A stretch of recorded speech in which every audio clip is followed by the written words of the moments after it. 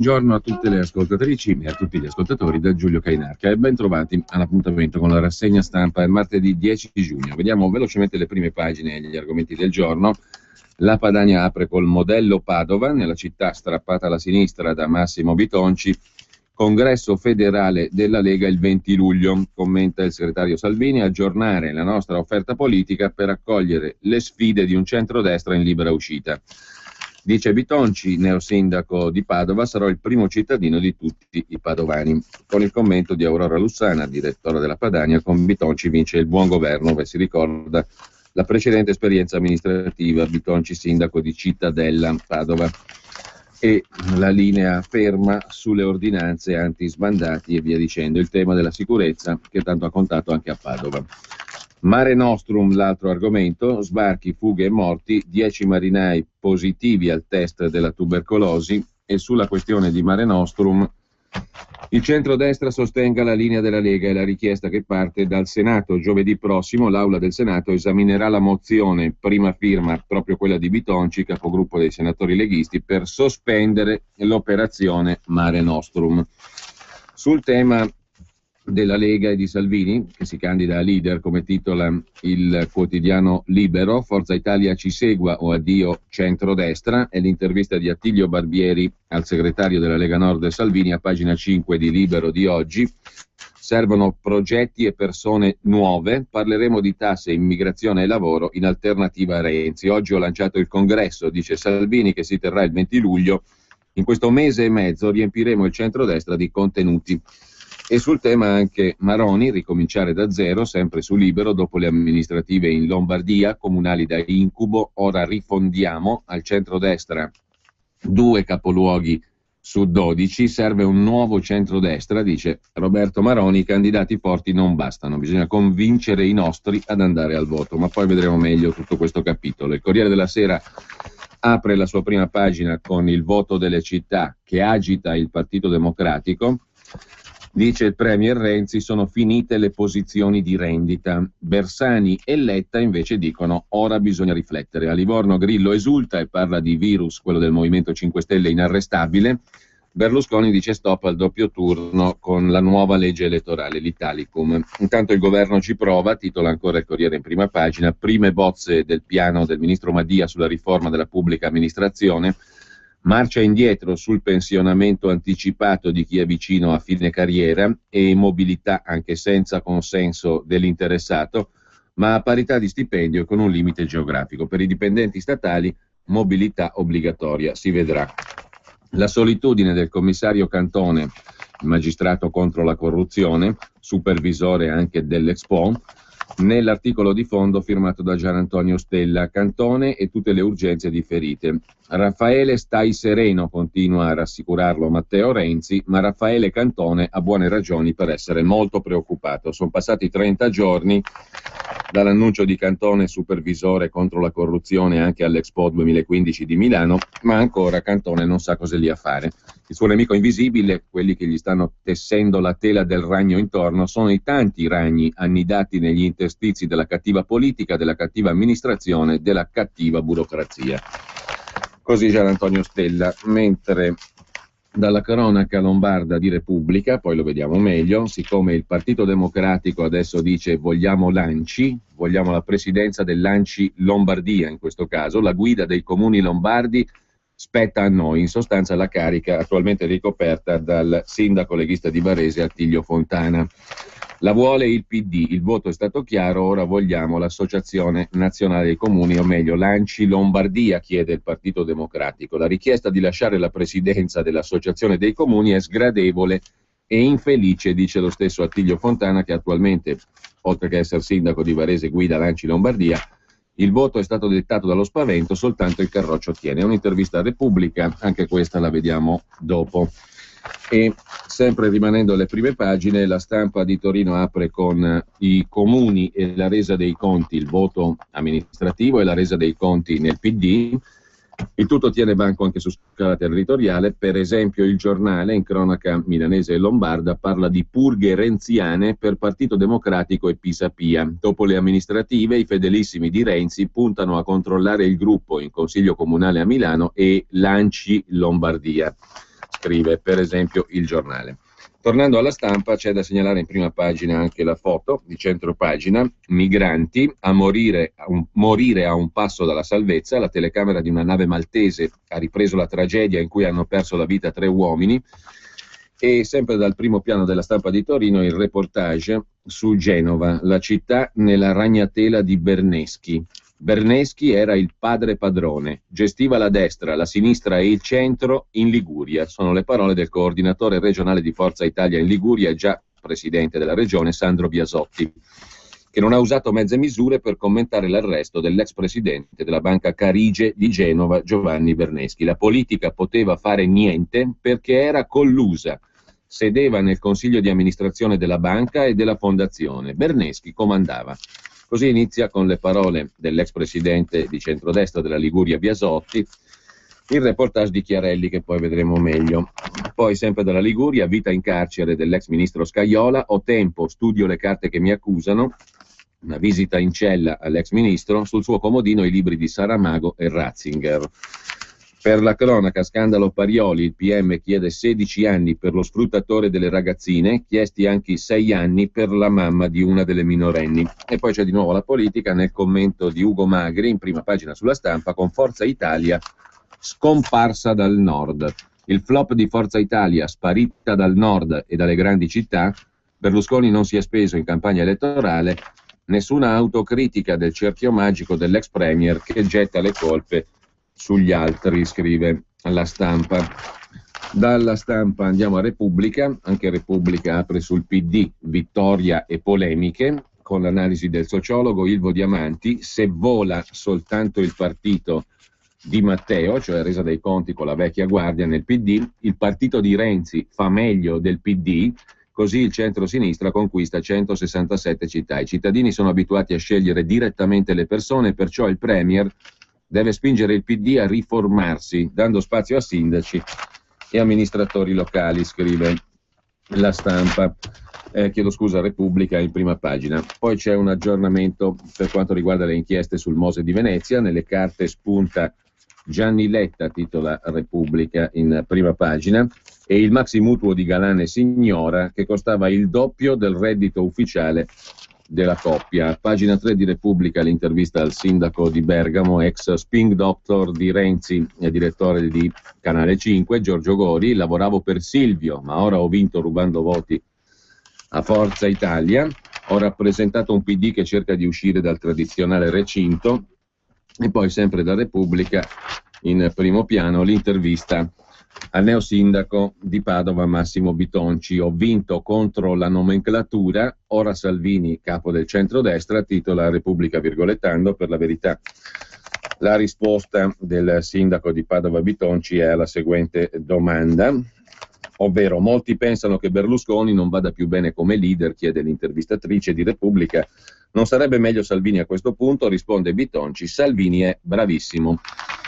E Repubblica poi virgoletta una frase che Bitonci evidentemente non ha pronunciato così, ma comunque la sostanza è quella lì: Bitonci è il ribaltone di Padova, la gente è stufa del sistema zanonato, dice il neo sindaco leghista di Padova. Il centrodestra si rinnova solo se riparte dai territori, non c'è nulla di peggio della società civile. Così Repubblica, che mette i titoli un po', riassume diciamo così in maniera un po' approssimativa. Nel centrodestra affaticato, scrive Repubblica, è il Carroccio ad avere la meglio, a cominciare da Padova, dove il segretario della Lega Matteo Salvini annuncia che si terrà il 20 luglio il congresso che mette la Lega Nord al centro della rinascita del centrodestra. Con Zaia nasce un asse in Veneto, dice a Repubblica Bitonci, un asse a servizio dei cittadini, ma la mia era comunque un'alleanza ampia. Come si fa a rimettere insieme il centrodestra dopo Berlusconi? Chiede l'intervistatrice Silvia Vignami. Lei è favorevole alle primarie? Le primarie per me, risponde Bitonci, sono state il primo turno e hanno funzionato. Penso che le primarie non vadano bene se diventano un giochetto, un modo per far emergere e magari mandare in Parlamento persone che non sono mai state nemmeno in Consiglio Comunale. Come si rinnova il centrodestra? Serve un cambiamento che sia radicato nei territori, senza lo specchietto per le allodole della società civile. Servono persone e amministratori capaci, abituati al contatto con le persone. Bitonci ha sconfitto il PD dopo 20 anni a Padova. Come se lo spiega? La gente era stanca. La gente era stanca, risponde Bitonci, voleva un cambiamento. Io ho chiamato la vittoria una liberazione, non a caso. Quello di Padova, peraltro, non è il PD di Renzi. Qui governa la vecchia nomenclatura legata all'ex sindaco Zanonato. Chieda in giro, in consiglio comunale non hanno messo neanche un renziano. Non difendo Renzi, ma ora sento dire in giro che la sconfitta sarebbe colpa del candidato del PD, Ivo Rossi. Lo reputo un amministratore competente, lo incontrerò presto, non è giusto dire che è colpa sua, credo che sia colpa di un sistema che non è cambiato a Padova e di cui la gente si è stancata.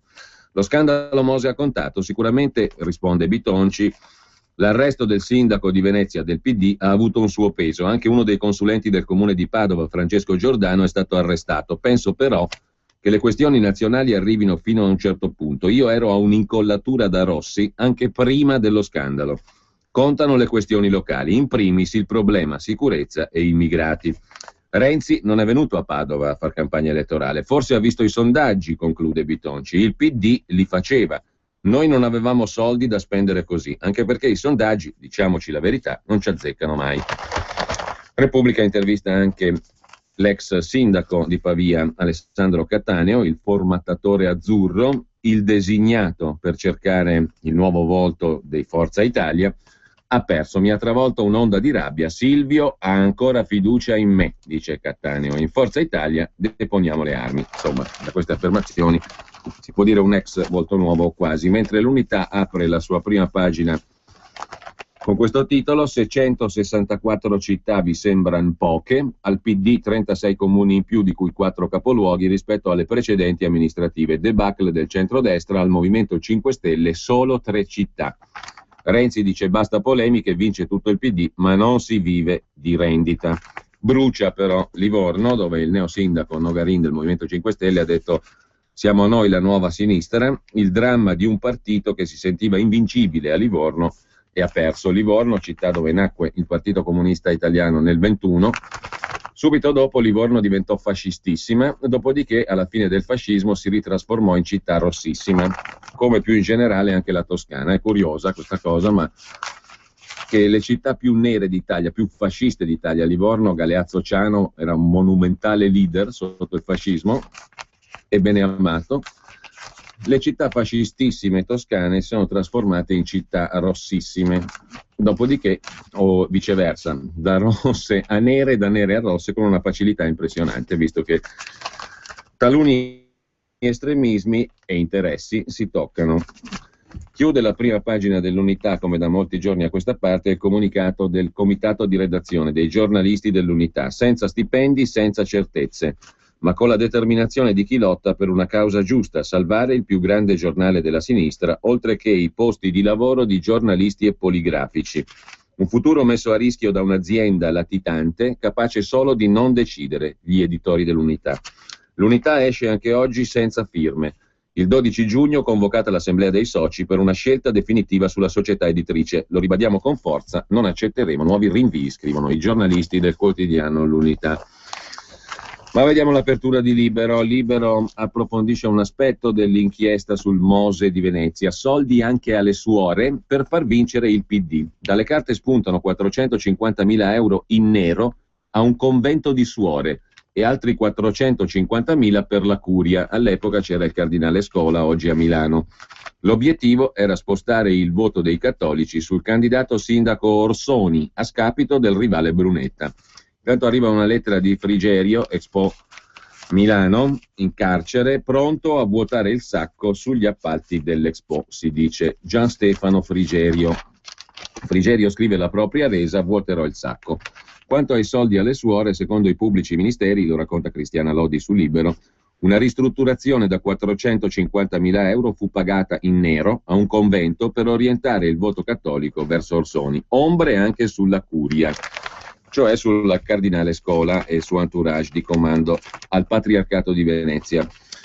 Sempre dal primo piano di Libero, Renzi toglie ai malati gli sgravi casa, se ne occupa Sandro Iacometti. Di che si tratta? Renzi toglie gli sgravi casa a malati, anziani e militari. Il 16 giugno ingorgo fiscale, 8 scadenze. Alcune categorie che la legge tutelava, malati, anziani, militari, ora pagheranno addirittura di più di chi ha una seconda abitazione e i consulenti del CAF hanno indossato l'elmetto, scrive Iacometti su Libero. Da qui al 16 giugno, quando ci sarà il lunedì nero del fisco con un ingorgo devastante di 8 scadenze, gli uffici dei centri di assistenza fiscale saranno presi d'assalto dai contribuenti. Appuntamento di fuoco, quello che riguarda le imposte sugli immobili e terreni e capannoni, eccetera. Ovvero la vecchia IMU, chiamatela come volete, la sostanza è sempre quella. Per tentare di arginare la marea, i centri di assistenza fiscale di avviamento fiscale, hanno già predisposto sportelli dedicati solo al pagamento del trittico IMU, Tari, Tasi, cioè la IUC. Ma il numero elevatissimo delle prenotazioni e la giungla di norme con cui bisognerà fare i conti lasciano prevedere che gli accorgimenti saranno insufficienti. Il caos assicurato. L'architettura della legge e l'inerzia del governo ha di fatto consentito a ogni sindaco di piegare l'imposta a proprio piacimento. A pochi giorni dal pagamento si scopre che il tributo potrebbe non essere compensabile con altri crediti fiscali. A rigore, essendo contemplato il pagamento con l'F24, il contribuente dovrebbe poter versare la Tasi anche attraverso l'annullamento di un credito con l'erario. In pratica però non tutti i comuni lo permettono, aggrappandosi al fatto che si tratta di imposta municipale e non statale. In questo caso l'unico scambio previsto sarebbe quello tra tasse sulla casa oppure, come qualche comune ha previsto, quello tra il tributo sulla casa e eventuali eccedenze di altre imposte municipali. Ma la vera beffa, scrive Libero, è quella che si sta per abbattere su alcune categorie che erano state tutelate con la precedente normativa, in particolare gli anziani lungodegenti in case di riposo e i militari domiciliati per ragioni di servizio in un comune diverso da quello di residenza. Per costoro una serie di interventi legislativi per garantire l'equiparazione degli immobili di proprietà non abitati e non affittati alle prime case avevano garantito l'esenzione dal balzello sulla casa. Cioè, se un anziano ha una casa, ma sta in una casa di riposo, evidentemente non vive in quella che è stata la sua vecchia casa, sta in una casa di riposo, è lungodegente, cioè è lì praticamente. Oppure se un militare ovviamente ha una casa e per lavoro si trova altrove, la prima casa, anche se non è abitata, era già venuta fuori la storia con l'IMU di Mario Monti, la prima casa veniva considerata comunque come tale, anche se non abitata, per forza, perché l'anziano è in una casa di riposo. Con l'introduzione della Tasi però salta tutto. Costoro pagheranno e paradossalmente pagheranno più di chi ha una seconda casa. È l'assurdo. Il meccanismo delle aliquote incrociate IMU-Tasi ha spinto la maggior parte dei sindaci a caricare tutto il peso della service tax sulle prime case, applicando l'aliquota massima del 2,5 per mille e disattendendo la richiesta del governo di riproporre le detrazioni che c'erano con la vecchia IMU. Tornando alla politica, c'è da segnalare ancora in prima pagina su Libero l'articolo di Maurizio Belpietro sul centrodestra alla frutta, perso quasi tutto il nord, ma Perugia indica la strada della rinascita. Perugia con un giovanissimo avvocato divenuto sindaco per il centrodestra e anche lì buttando giù una roccaforte storica della sinistra.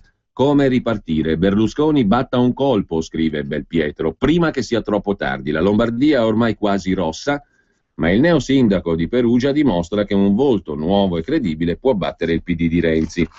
A pagina 2 di Libero c'è poi il caso Padova, i cittadini hanno sconfitto i salotti buoni della sinistra, dice il leghista Bitonci, adesso un asse con Zaia, metterò subito punti per la sicurezza nei quartieri più a rischio criminalità. Anche su Perugia c'è il problema, come vedremo dopo sul quotidiano Il Fatto, della sicurezza. Perugia è diventata una città in cui il tema della sicurezza è molto sentito e questo ha determinato anche il ribaltone elettorale. Comunque, la mia vittoria, dice il neo sindaco di Padova, il leghista Massimo Bitonci a Libero, la mia vittoria non è di centrodestra e non è contro il centro-sinistra, ma è l'affermazione di una battaglia civica di cambiamento.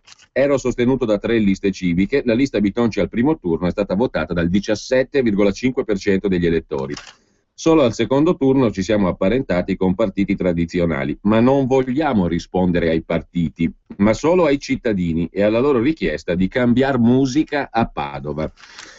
Gli arresti del Mose hanno avuto un effetto a noi favorevole, è innegabile, hanno rottamato la classe dirigente politica padovana che ha governato dal 93, con la sola parentesi della giunta destro. Rossi e Galan dicevano che io ero un provinciale perché mi opponevo al progetto di finanziamento dell'ospedale nuovo. È una vittoria della buona amministrazione della Lega del rinsaldato asse Veneto Bitonci-Zaia, sottolinea Bitonci. Il governatore stamane mi ha donato la bandiera della regione Veneto che esporrò in comune, dove ci sono solo quella italiana e quella europea, ma manca quella veneta. Riqualificazione dell'area circostante l'ospedale esistente, tra i primi provvedimenti della Giunta, attenzione a tutti gli esclusi dalla politica sociale del duo Zanonato-Rossi, ordinanze specifiche in tema di sicurezza, ripristino squadra anticrimine della Polizia Municipale e inoltre istituirò punti di sicurezza in ogni quartiere. Intanto per la tubercolosi 10 marinai contagiati dagli immigrati nelle operazioni Mare Nostrum. La Marina Militare dice che il dato statistico è fisiologico, però Libero mette il titolo come la Padania in prima pagina. E vediamo il giornale. Renzi non è imbattibile, è il titolo d'apertura, già finita la sbornia del 40%, dove è unito il centrodestra vince ancora, e l'analisi, a dire il vero, poi guardando i risultati del tutto errata del giornale. I grillini nei ballottaggi danno una mano alla sinistra. Il commento di Alessandro Sallusti è centrato sull'inattesa sconfitta a Pavia del giovane Alessandro Cattaneo, figlia, come altre, non del malgoverno, ma della cinica legge del ballottaggio nell'era grillina, interpreta il direttore del giornale. Dove i 5 Stelle non sono in lizza ma hanno un elettorato consistente, al secondo turno indirizzano i loro voti sul candidato della sinistra, rendendo la partita impari, complice l'astensionismo che colpisce soprattutto la destra. Questo meccanismo deve suonare come campanello d'allarme per Forza Italia a livello nazionale. Siamo sicuri, scrive Sallusti, che in Parlamento convenga varare la riforma elettorale concordata con Renzi che introduce il ballottaggio anche per le politiche nel caso che nessuna coalizione superi il 38% al primo turno? La logica dice che no, non vale la pena di insistere su una strada suicida. C'è un bicchiere mezzo pieno, ancora una volta in troppi, troppo velocemente hanno suonato campane a morto per Forza Italia. La malattia è curabile, soprattutto con un Renzi alle prese con un partito inquieto e con le sue bugie agli italiani che hanno le gambe corte.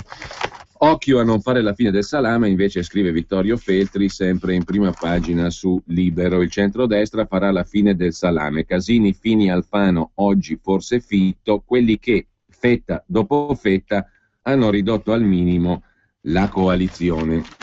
E infine Paolo Granzotto si occupa del coraggio di assolvere gli agenti, è un'altra delle notizie del giorno, non l'abbiamo vista in prima pagina, ma domina le pagine di cronaca. Morto in caserma a Varese, il pubblico ministero ha chiesto, è il caso di Giuseppe Uva, il pubblico ministero ha chiesto invece l'assoluzione per i poliziotti che erano stati incriminati, o meglio, che erano stati accusati della morte, erano indagini, sotto indagine per la morte di Uva.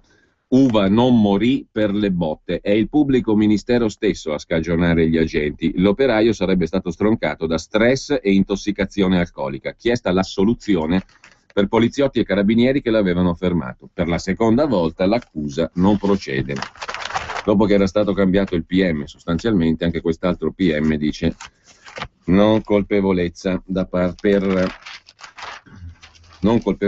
gli agenti. Per quanto riguarda le amministrative e la politica, c'è questo titolo sulla Lega nelle pagine interne del giornale: se la Lega vincente è furbetta, chiede i voti ma non ricambia, trionfa a Padova grazie a Forza Italia, ma fa mancare i consensi ai candidati azzurri. Adesso Salvini ragiona in grande e punta alla leadership dell'intero centrodestra. Un po' difficile pensare che i voti di Forza Italia siano spostabili come pacchetti matematici.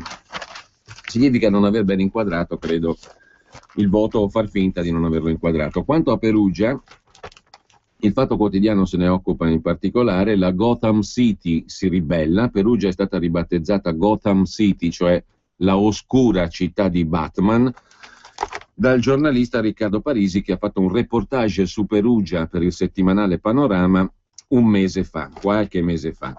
Perugia si ribella, Gotham City, la città di Batman, il PD perde pure Perugia, reati, droga, crisi economica e un sistema politico moribondo, scrive Marco Palombi sul Fatto Quotidiano. Dopo 70 anni il capoluogo umbro passa alla destra grazie a Romizzi, Andrea Romizzi, il candidato per caso, giovane avvocato divenuto sindaco. Qualche mese fa, ricorda Palombi appunto, un reportage di Panorama ribattezzò Perugia Gotham City, l'oscura città di Batman. Perugia è una città violenta, una delle più pericolose d'Italia, secondo i dati del Ministero degli Interni. Criminalità, droga e degrado le hanno strappato la serenità di cui aveva goduto fino a una quindicina d'anni fa. La descrizione prosegue: col centro storico desertificato, i perugini che ci abitano sono passati in 30 anni da 30.000 a 6.000, centro storico in mano a bande di spacciatori nordafricani o sudamericani, ai quali si somma il relativo record nazionale di morti per droga, 36 ogni anno, col più alto indice morti per overdose rispetto alla popolazione. Mentre Padova è leghista, finisce l'era Zanonato, titola ancora il Fatto Quotidiano. Bitonci, con bandiera di San Marco regalata dal governatore Zaia, dice che la gente ha liberato la città. Era in svantaggio di 3 punti, ha vinto con un distacco di 7, battendo al ballottaggio il sindaco reggente del PD. Il miracolo del Carroccio, scrive Davide Milosa da Padova. Il miracolo del Carroccio si celebra a Padova, che dopo 10 anni di governo di centrosinistra affida le chiavi della città, sono 20 in realtà, ma comunque affida le chiavi della città al centrodestra e al leghista Bitonci. Sconfitta netta per Rossi, ex vice di Zanonato, lo sceriffo rosso. Tirata di orecchie di Matteo Renzi. La sconfitta, ha detto ieri il Premier, segna la fine delle posizioni di rendita elettorale. È finito il tempo in cui qualcuno si sa che in quel posto vince di sicuro. Dal canto suo Bitonci, incassata la vittoria e seguendo il filo della sua campagna elettorale giocata tutta sulla trasparenza, ha annunciato subito che lascerà la carica di senatore, incompatibile con la mia elezione a sindaco. Fare l'amministratore mi piace, perciò ho scelto Padova, ha detto Bitonci. Vittoria inaspettata sulla carta, scrive il Fatto, festeggiata da una gran folla che ha occupato per ore la sede del comitato in Piazza delle Erbe. Sindaco assediato ma entusiasta. Questa vittoria, ha detto Bitonci, è unica in un'Italia dove la sinistra è il vento in poppa, ma noi qui abbiamo mandato a casa i comunisti parlando di programmi alla gente giorno per giorno. È un grido di liberazione della gente, sono il simbolo di questa lotta di liberazione. Già in settimana facciamo la giunta. Sarò il sindaco di tutti, anche di quelli che non mi hanno votato. In giunta non ci saranno le bandiere dei partiti. Mi spoglio dei simboli, chiedo a tutti di farlo perché dobbiamo dare risposte ai cittadini. In piazza c'era anche il governatore del Veneto, Luca Zaia, che si è complimentato per la grande vittoria e a Bitonci ha regalato una bandiera di San Marco, quella che ha sventolato ufficialmente a Palazzo Balbi. Una vera, non cinese, ha detto Zaia. Per Zaia quella di Padova è stata la madre di tutte le battaglie. Padova rappresenta il vero capoluogo dove questa battaglia della politica, delle idee, della buona amministrazione si è concretizzata con la vittoria di Massimo Bitonci. Zaia ha poi ribadito che ha vinto una persona che ha una vita amministrativa specchiata, il candidato migliore che i padovani potessero avere. Riferimento all'inchiesta sul Mose che ha terremotato il centro-sinistra.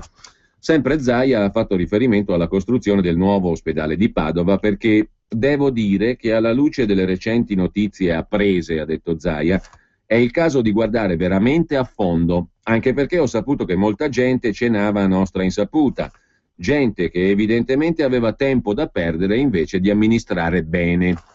Dal canto suo, lo sconfitto Ivo Rossi, PD, si limita a dire: non so cosa rimproverarmi, abbiamo dato il massimo, i risultati non sono arrivati, la nostra coalizione dovrà interrogarsi sul perché non siamo riusciti a esprimere al meglio la nostra idea di governo del futuro della città.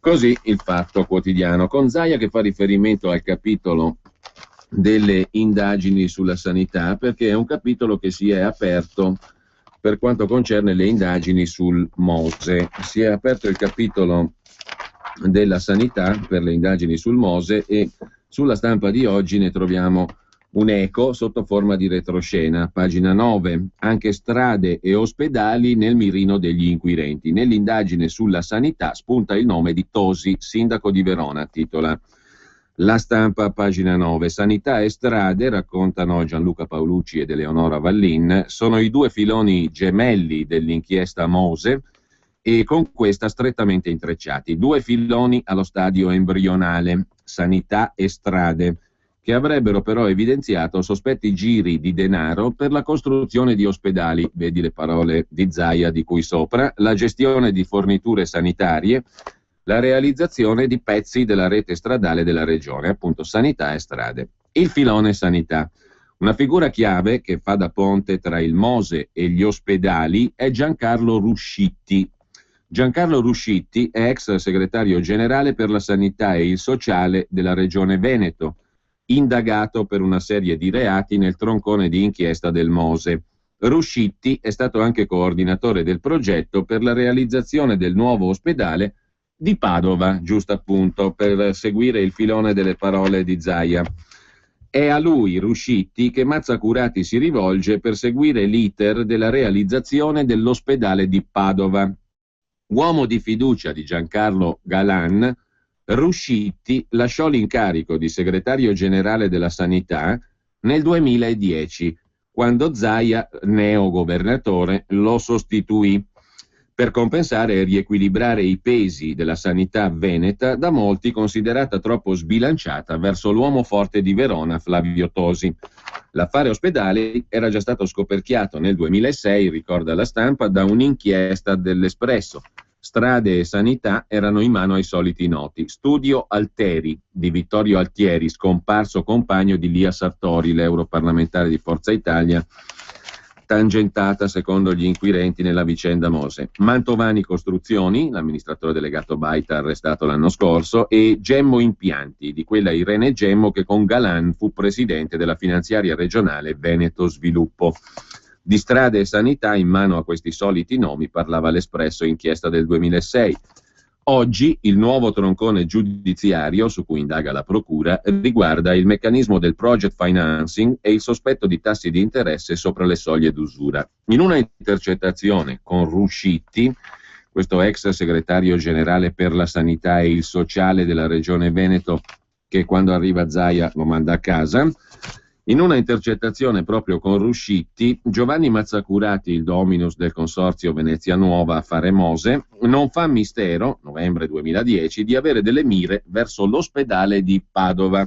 Mazzacurati si muove a tutto campo, incontra a cena l'allora sindaco Flavio Zanonato. In questo filone, scrive la Stampa, spunterebbe anche il nome del sindaco di Verona Flavio Tosi. Sarebbe lui, spiegano fonti investigative, l'importante personalità politica, il cui nome è coperto da omissis, alla quale fa riferimento Ruscitti in una telefonata del 2010 con Mazzacurati, un omissis giustificato dall'indagine ancora in corso. Dal politico, Ruscitti vuole informazioni proprio sull'ospedale di Padova. Gli ho detto che lo andrò a trovare dopo l'Immacolata, dice Ruscitti, e Mazzacurati, ok, è sempre Ruscitti, perché in maniera assolutamente sotto traccia, e Mazzacurati, perché lui è una questione importante. Qui farebbero riferimento a quel nome coperto da omissis che, dice la Stampa, sarebbe il sindaco di Verona Tosi. E ancora Ruscitti, sì, intanto che con me comunque ha un buon rapporto professionale di stima, andandoci da solo, voglio capire su Padova senza dirgli nulla, ma insomma, e Mazzacurati, sì. Poi i due parlano anche del possibile futuro dell'importante personalità politica coperta da omissis, eccetera. Lui mi ha detto che è preoccupato per Roma, perché gli ho fatto la battuta sul fatto che va a fare il ministro e mi ha detto ma sì, però lì non si capisce niente. Quindi lui praticamente sta anche dentro qualche luogo di pensiero leghista che si confronta sul nuovo governo dopo Berlusconi, dice Ruscitti, che chiude. Rischiamo di trovarcelo ministro della sanità. E stanno parlando, secondo la Stampa, di Tosi. Ruscitti, giova ricordarlo, è anche socio e amministratore della IHLF, società milanese che secondo i PM è riconducibile per il 50% a Giancarlo Galan e che vede tra i soci una serie di manager della sanità lombarda e veneta, oltre a un alto funzionario laico dell'amministrazione vaticana. Scopo sociale, consulenza nella progettazione e realizzazione di ospedali all'estero. Poi c'è l'altro filone, quello delle strade. Questo per quanto riguarda la sanità, l'articolo è saltato all'occhio perché Zaia ne ha parlato esplicitamente della questione sanità anche a Padova come abbiamo letto dal Fatto Quotidiano. Ma veniamo alle altre prime pagine. Il Marziano è il titolo d'apertura del quotidiano comunista Il Manifesto. La foto è quella del neo sindaco di Livorno Nogarin, Movimento 5 Stelle, ingegnere aerospaziale di 44 anni. Siamo noi la nuova sinistra, dice il neo sindaco del Movimento 5 Stelle. E nella città di Zanonato la Lega asfalta tutti, titola ancora il Manifesto in prima pagina. Il leghista Bitonci straccia Ivo Rossi e sprofonda un'intera classe politica. PD da ricostruire su un cumulo di macerie, scrive Ernesto Milanesi da Padova. Nel cortile di Palazzo Moroni, tutti intorno alla bara di Graziano Camporese, stroncato da un infarto a 61 anni. Cerimonia laica ieri pomeriggio per il militante che montava le feste dell'Unità da segretario Confesercenti. Ma per gli eredi della Federazione Berlinguer il funerale tutto politico si era già celebrato nella notte del ballottaggio. Padova ha un sindaco leghista, Massimo Bitonci. Il capogruppo al Senato, ex sindaco di Cittadella, supportato dal governatore Zaia, ha festeggiato sotto le finestre del comune insieme allo sceriffo Maurizio Saia, ciò che resta di Forza Italia, Fratelli d'Italia. Bitonci promette di liberare la città senza risparmiare insulti ai cronisti, scrive il Manifesto.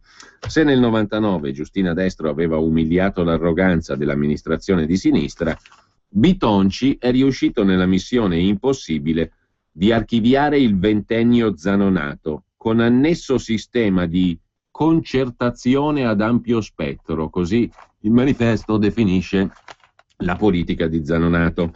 Un incubo per tanti supposti leader del centro-sinistra, dal sussidiario ruzzante che aveva festeggiato le 96.000 preferenze di Zanonato alle europee, a Marta Dalla Vecchia, abituata alle cene VIP, con chi è finito in manette per l'affare Mose. Da Andrea Michalizzi, che dovrà trovarsi un lavoro, a Francesco Fiore di Padova 2020, rimasto a bocca asciutta, gli alleati di Zanonato e Rossi. Da Claudio Piron, vittima della timidezza, fino a Sinistra Ecologia e Libertà, che contava sull'assessorato al lavoro.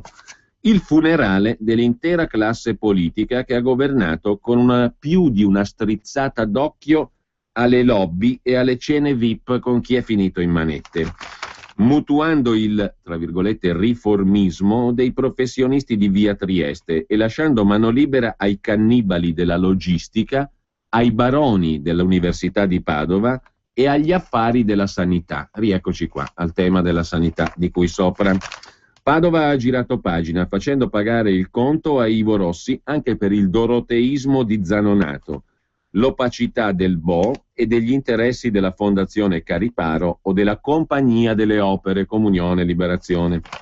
Il giovane segretario cittadino del PD Bressa dovrà ricostruire il futuro dei renziani su un cumulo di macerie degli inossidabili funzionari vecchi e giovani. La sconfitta delle comunali, scrive il Manifesto, rimette tutto in discussione, compresa la strategia per le regionali 2015.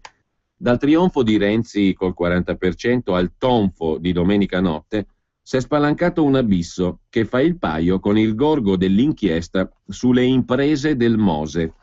In Veneto, conclude il Manifesto, ci si consola con la collezione dei municipi di provincia, a cominciare dal veronese, non più monopolio della Lega di Tosi. Ma un altro clamoroso campanello d'allarme è suonato a Schio, tradizionale roccaforte del centro-sinistra vicentino. Con il 51,5% ha vinto il ballottaggio il civico Walter Orsi, che partiva dal 25%.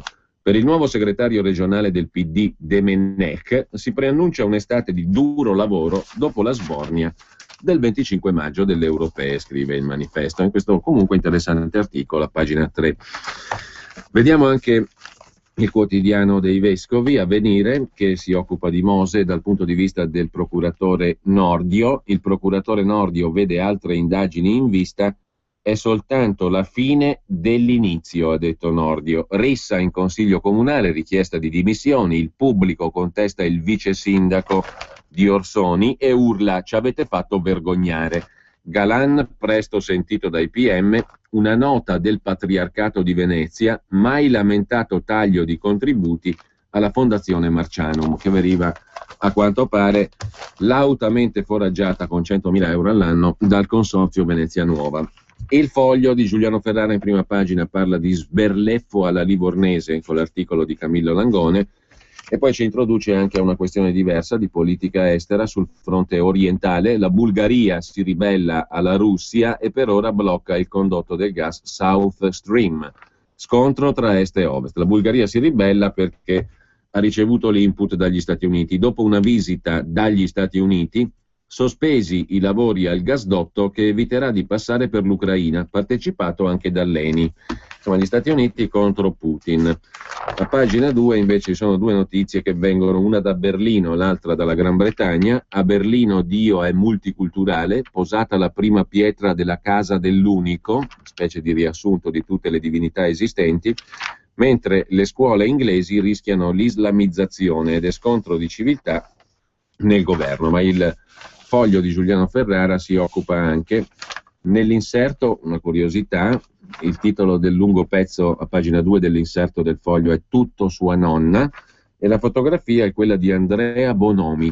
La dolce vita di Andrea Bonomi, nipote della Bonomi Bolchini della borsa milanese, di un tempo che fu, fra sciuritudine, motori, mattoni e tanti quattrini. La grandeur della famiglia di Anna Bonomi Bolchini, prima capitalista d'Italia e prima donna della finanza italiana. E il nipote, appunto, che è Andrea Bonomi. Ma per quanto concerne la politica, a pagina 3 c'è il secondo editoriale del Foglio dedicato a Pavia, l'onore del formattato, com'è che Cattaneo è scivolato sul trampolino di Pavia, occorre riprovare. E a pagina 4 4 articoli dedicati a Livorno. Fasti e decadenza della città portuale con le classi produttive fantasma.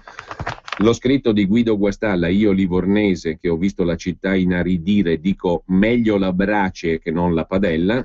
E poi il caso Perugia, Romizzi, il perfetto anti-Renzi di Perugia e di centrodestra sbucato dal nulla, il neosindaco di Perugia. E di nuovo Nogarin, il sindaco di Livorno, il grillino che conta i geni dei moscerini e ha sbancato Livorno. Dal Quotidiano Nazionale un articolo dedicato al dopovoto su Salvini, la nuova forza, il segretario e la coalizione che verrà, no al minestrone di vecchie sigle, dice Matteo Salvini, ora le leghe d'Italia, titola Il Giorno. Il voto ci dice che o si ha la forza di cambiare o il vecchio ha stufato, dice il segretario della Lega Matteo Salvini, lapidario nel commentare l'esito dei ballottaggi che in Lombardia hanno lasciato ben poco al centrodestra. Noi abbiamo liberato Padova ed è una grande soddisfazione, ma per il futuro, se coalizione deve essere forte, coraggiosa e compatta e non un minestrone di vecchie sigle. Se Forza Italia vorrà seguirci nella nostra battaglia in Europa, noi ci siamo, ha detto il leader del Carroccio, ammettendo che il risultato in Lombardia deve essere uno stimolo perché il PD è stato bravo a mobilitare e a appassionare. Operazione che non è riuscita allo schieramento azzurro, a causa anche di una legge elettorale, secondo Salvini, che il doppio turno in giornate con 40 gradi all'ombra e le scuole chiuse invoglia più la gente ad andare al mare. Altro capitolo che diventerà cavallo di battaglia e verrà affrontato nel congresso federale che si terrà a Padova il 20 luglio. Il congresso sarà ordinario, ha detto Salvini, non cambierà l'organigramma della Lega, tratterà piuttosto temi che hanno caratterizzato la campagna per le europee o che riguardano la futura collocazione del movimento del centrodestra. Sicuramente proporrò di ampliare i nostri orizzonti e di fare da contenitore di tutte le altre leghe in Italia per proseguire nella battaglia autonomista. Il filo conduttore resterà quello dell'indipendenza della Padania e una revisione del fisco. Stiamo già lavorando su una proposta per introdurre la tassazione unica ridotta per tutti che potrebbe essere del 25%, valida dal più ricco al più povero, per invogliare tutti a pagare le tasse, ha detto Salvini, ma poi vedremo contenuti della conferenza stampa di ieri. Intanto dal secolo XIX di Genova una notizia, si va verso il rincaro delle accise sui tabacchi, uno dei provvedimenti del Consiglio dei Ministri di venerdì prossimo all'insegna del rinnovamento e della novità, mentre a Ventimiglia destra in fuga per le accuse sui voti venduti. Il ribaltone a Ventimiglia fa scattare la resa dei conti in Forza Italia, il candidato Ballestra si sfoga, imposti nomi impresentabili e il nipote di Scajola accusa elettori spaventati dall'inchiesta sul voto di scambio. Il voto lo analizza anche Pierluigi Magnaschi, direttore di Italia Oggi, i post PC sanzionati dal voto nei comuni, la gente è stufa di un passato che non passa mai. E infine il Sole 24 Ore, che apre con lo spread ai minimi dal 2011, differenziale tra i buoni del Tesoro italiani e i Bund tedeschi a quota 132, e l'altro titolo è l'allargamento dell'inchiesta del Mose anche alle strade e alla sanità. Anche il Sole 24 Ore si occupa dell'indagine su nuovi politici. Il pezzo relativo all'indagine sul Mose lo troviamo sul Sole 24 Ore alle pagine 9 e 10. Vediamo di dargli un'occhiata, di trovarlo, anzi, perché 9 e 10 fino a un certo punto, perché in realtà adesso lo troviamo, è a pagina 11, i conti d'oro dell'ospedale di Mestre, e nel mirino degli inquirenti anche sanità e strade, scrivono Sara Monaci e Mariano Maugeri. Mose ma non solo, l'inchiesta che ha sconvolto Venezia è destinata ad allargarsi dalle strade agli ospedali, passando per i project financing che la Procura di Venezia definisce ad alto rischio corruzione. Gli inquirenti potrebbero arrivare da Venezia a Padova e poi a Verona, scrive il Sole 24 Ore, e ci sarebbero politici di punta coinvolti. Intanto ieri bagarre a Venezia in Consiglio Comunale, il pubblico contesta e urla contro il vice sindaco: ci avete fatto vergognare.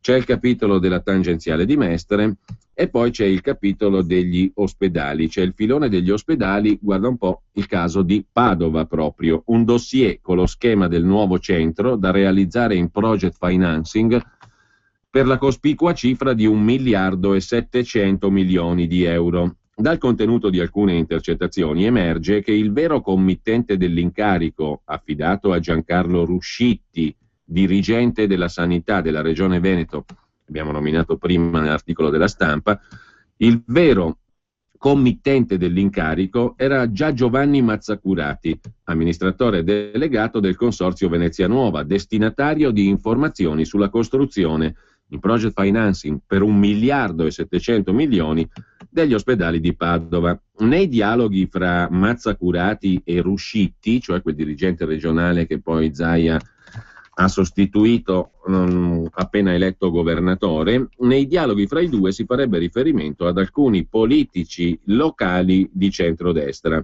Le attività di intercettazione su Mazzacurati da parte della Procura di Venezia mettono in luce anche gli avvicinamenti nei confronti dell'allora ministro dell'economia Giulio Tremonti.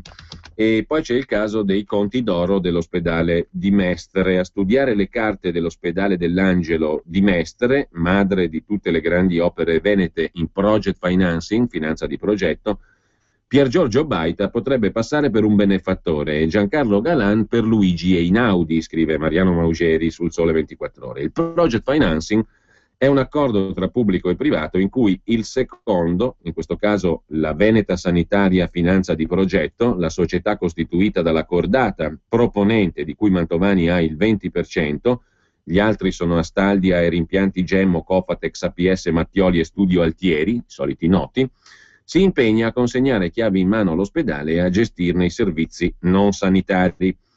La VSFP, cioè la Veneta Sanitaria Finanza di Progetto, società proposta dalla Mantovani coi soliti noti, apporta un capitale liquido di 20 milioni e mezzo, suddiviso tra 7 soci. Gli altri 120 necessari per costruire l'opera li chiede in prestito alle banche con un mutuo. Su che cosa mette le mani la Veneta Sanitaria Finanza di Progetto, tirando fuori soltanto 20 milioni e mezzo? Intanto su un business di 1.200 milioni in 23,5 anni per tutti i servizi non sanitari, compresi il laboratorio di analisi e il servizio di diagnostica che, caso unico in Italia, sono stati appaltati all'esterno. Gli affari vanno alla grande. Nel periodo aprile 2008-dicembre 2011 il piano finanziario prevede una perdita di 4 milioni. Sorprendentemente, ma non troppo, la Veneta Sanitaria Finanza di Progetto si ritrova invece con un utile di 3,7 milioni. Nella finanza di progetto il banco è costituito dalla cordata proponente. I docenti della Cergas, Osservatorio Sanitario della Bocconi, continuano a citare l'abisso di know-how tra i funzionari pubblici e le vecchie volpi della finanza. Utili così copiosi potrebbero far scattare la clausola di revisione della convenzione da parte del pubblico, ma nessuno disturba il manovratore, che nel 2003 nella proiezione del piano economico finanziario, stima i ricavi di 1,3 miliardi, lievitati 4 anni dopo a 1,5 miliardi, con margine operativo lordo di 449 milioni, previsione che si manterrà stabile per tutti i 24 anni della concessione. Peccato che un mutuo di 120 milioni sottoscritto da una società con 20,5 milioni sia costato a Regione Veneto 280 milioni di oneri finanziari e imposte. Ecco perché i teorici del project financing potrebbero passare per statalisti animati solo dalla volontà di far incassare più quattrini all'erario. Lo sostiene Claudio Cerasi, esperto di bilanci, per 10 anni direttore amministrativo di unità sanitarie locali, il quale invia un copioso dossier al vice procuratore della Corte dei Conti della Regione Veneto Mingarelli e agli esponenti dei 5 Stelle veneziani. A un ente pubblico quel mutuo sarebbe costato 80 milioni. La realtà è un'altra. Dal momento dell'accordo tra pubblico e privato, la società di gestione è svincolata da controlli, recluta chi vuole, spende quanto vuole. La due diligence, la verifica della convenienza bancaria dell'operazione, costa 1,2 milioni. E sempre la Veneta Sanitaria, finanza di progetto, tratta l'acquisto di macchinari per una trentina di milioni.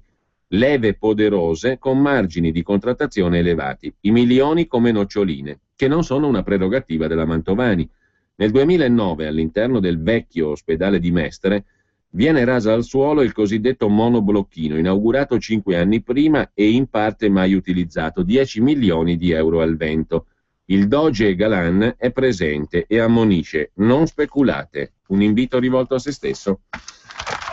E infine, sempre dal Sole 24 Ore, parte da Milano il rilancio del paese. Milano laboratorio per il rilancio del paese, lo ha detto all'assemblea di Assolombarda, la Confindustria Lombarda, Giorgio Squinzi, presidente di Confindustria. Squinzi ha poi lanciato un richiamo all'etica: gli imprenditori che corrompono non possono stare tra noi. Il presidente di Assolombarda, Gianfelice Rocca, invece ha proposto per l'Italia, questo è interessante, il modello dei Länder tedeschi. Adottiamo il modello federale tedesco, poche competenze centralizzate e molte sul territorio. Il presidente della Lombardia Maroni chiede che il governo cambi il patto di stabilità, perché i sindaci lombardi hanno in cassa 8 miliardi, ha detto Maroni, che possono essere investiti subito. A questo punto torniamo, prima della Padania, all'intervista di Attilio Barbieri al segretario della Lega Nord Salvini, a pagina 5 di Libero. Matteo Salvini non ha dubbi, scrive Libero, il centrodestra deve ripensare se stesso e la propria offerta politica, pena la scomparsa. Il dato devastante dei ballottaggi è la bassissima affluenza al voto, dice Matteo Salvini al Libero. Soprattutto per il centrodestra fare un'elezione con 40 gradi all'ombra è demenziale, bisogna ripensare la legge elettorale. Ci sono alcuni comuni in cui ha votato meno del 40% degli elettori. Stiamo parlando dei sindaci di nessuno, dice Salvini. Detto questo, il comune più importante in cui si votava era Padova. Siamo strafelici di averlo strappato alla sinistra, anche perché si tratta di città simbolo. Là era per loro, là sarà per noi. Certo, il bilancio per il centrodestra non è positivo, il centrodestra è in evidente difficoltà. Sono arrivate sconfitte inaspettate, Pavia e Bergamo, Pavia soprattutto, Cattaneo era in vantaggio di 10 punti al primo turno, è stato il sindaco più amato d'Italia. Fra gli amministratori locali di centrodestra, alcuni fra i non eletti lamentano l'effetto Forza Italia. Col partito di Berlusconi puoi solo perdere. Lei cosa ne pensa? Chiede Attilio Barbieri per Libero a Matteo Salvini. Penso, risponde Salvini, che in questo momento di confusione un centrodestra che non è né carne né pesce è perdente e sarà così anche in futuro se non cambia. Ieri ho lanciato il congresso che si terrà il 20 luglio. So bene che è una cosa un po' da matti, perché di solito per quella data la politica è in vacanza, ma noi vogliamo utilizzare questo mese e mezzo per riempire il centrodestra di contenuti. Quali? Una tassazione minima uguale per tutti, il lavoro, la famiglia, la burocrazia, tutti temi su cui negli ultimi anni il centrodestra ha fatto da spalla alla sinistra, penso ai governi Monti, Letta, Renzi. Queste scelte le paghi anche a livello territoriale, perché la gente, i tuoi elettori, poi non vanno a votare. Sta dicendo che l'area dei moderati deve darsi una proposta politica nuova di rottura rispetto al passato recente? Manca una proposta chiara, efficace, risponde Salvini. L'ultimo sondaggio SVG non lascia dubbi. Gli elettori rimproverano a questo schieramento proprio di non essersi rinnovato nei programmi, ma neppure nelle persone. Pensi, il segretario della Lega Nord è ritenuto il leader più affidabile del centrodestra. Qualcosa non va. Se ci ritengono i più affidabili, vuol dire che la linea della Lega è quella giusta, dice Salvini. Ma noi siamo molto connotati territorialmente e come programma. Il sondaggio mette a nudo il vuoto politico esistente in quest'area, un vuoto che noi proveremo a riempire. Al congresso del 20 luglio arriveremo dopo aver tenuto le assemblee nelle 50 province del nord. Parleremo di tasse, immigrazione, lavoro, burocrazia, con programmi alternativi a quelli di Renzi. Mentre in questi anni il centrodestra è stato spesso subalterno. Pensi che il nuovo centrodestra di Alfano sta governando assieme al Partito Democratico. Serve un programma chiaro, alternativo a quello della sinistra che è a base di tasse e ci presenteremo al congresso con un'alternativa di programma. Quanto può aver inciso, chiede l'intervistatore, nella disfatta elettorale la scelta di Forza Italia di rimanere nel Partito Popolare Europeo della Merkel? Temo parecchio, risponde Salvini. Sono convinto che in fondo anche Berlusconi sappia che la moneta unica, ma soprattutto il pensiero unico imposto dalla Germania a tutti i paesi europei siano sbagliati. Dobbiamo batterci per le diversità. L'unicità è un tema della sinistra, tutti uguali, tutti a pensare le stesse cose. Il centrodestra dovrebbe difendere le diversità in agricoltura, in economia, nel turismo. Moneta unica e pensiero unico fanno rima con Merkel, prosegue Salvini. Forza Italia è alleata con la cancelliera. I tedeschi sono stati geniali nel saper imporre a tutta Europa una moneta e un sistema economico che fa comodo a loro. Se li sostieni, poi gli elettori ne tengono conto. Se pensate di svolgere un ruolo propulsivo per l'intera area dell'elettorato moderato, siete interessati alle primarie di coalizione? No, risponde Salvini, non ci interessano in alcun modo. Ma allora, a cosa sta pensando? Chiede ancora l'intervistatore a Salvini. Una nuova casa dei moderati?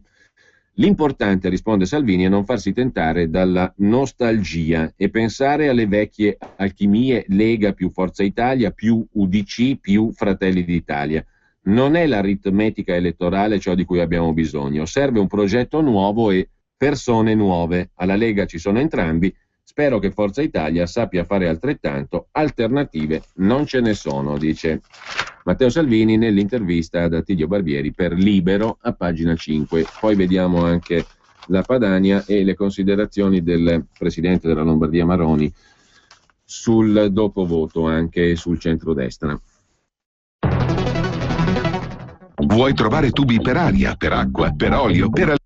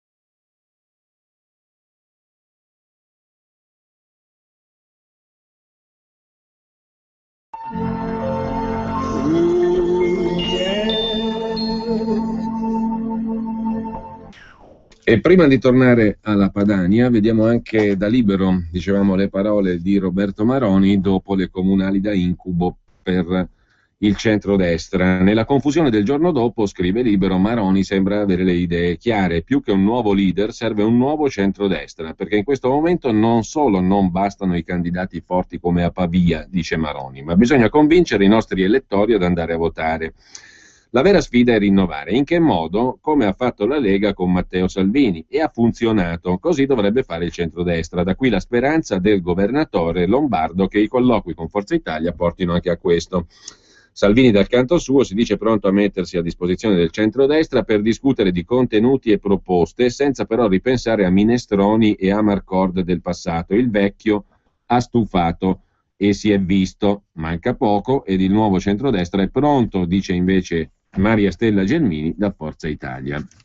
Così dice la Gelmini a Libero. Ma andiamo alla Padania e il primo piano è dedicato al 20 luglio a Padova, il congresso della svolta per tutto il centrodestra, titola la Padania, l'annuncio di Salvini, la Lega riparte dalla città che ha dimostrato che un'alternativa a Renzi è possibile. Sarà un congresso politico, obiettivo, dice Salvini, aggiornare l'offerta politica per raccogliere le sfide che arrivano da un centrodestra in libera uscita.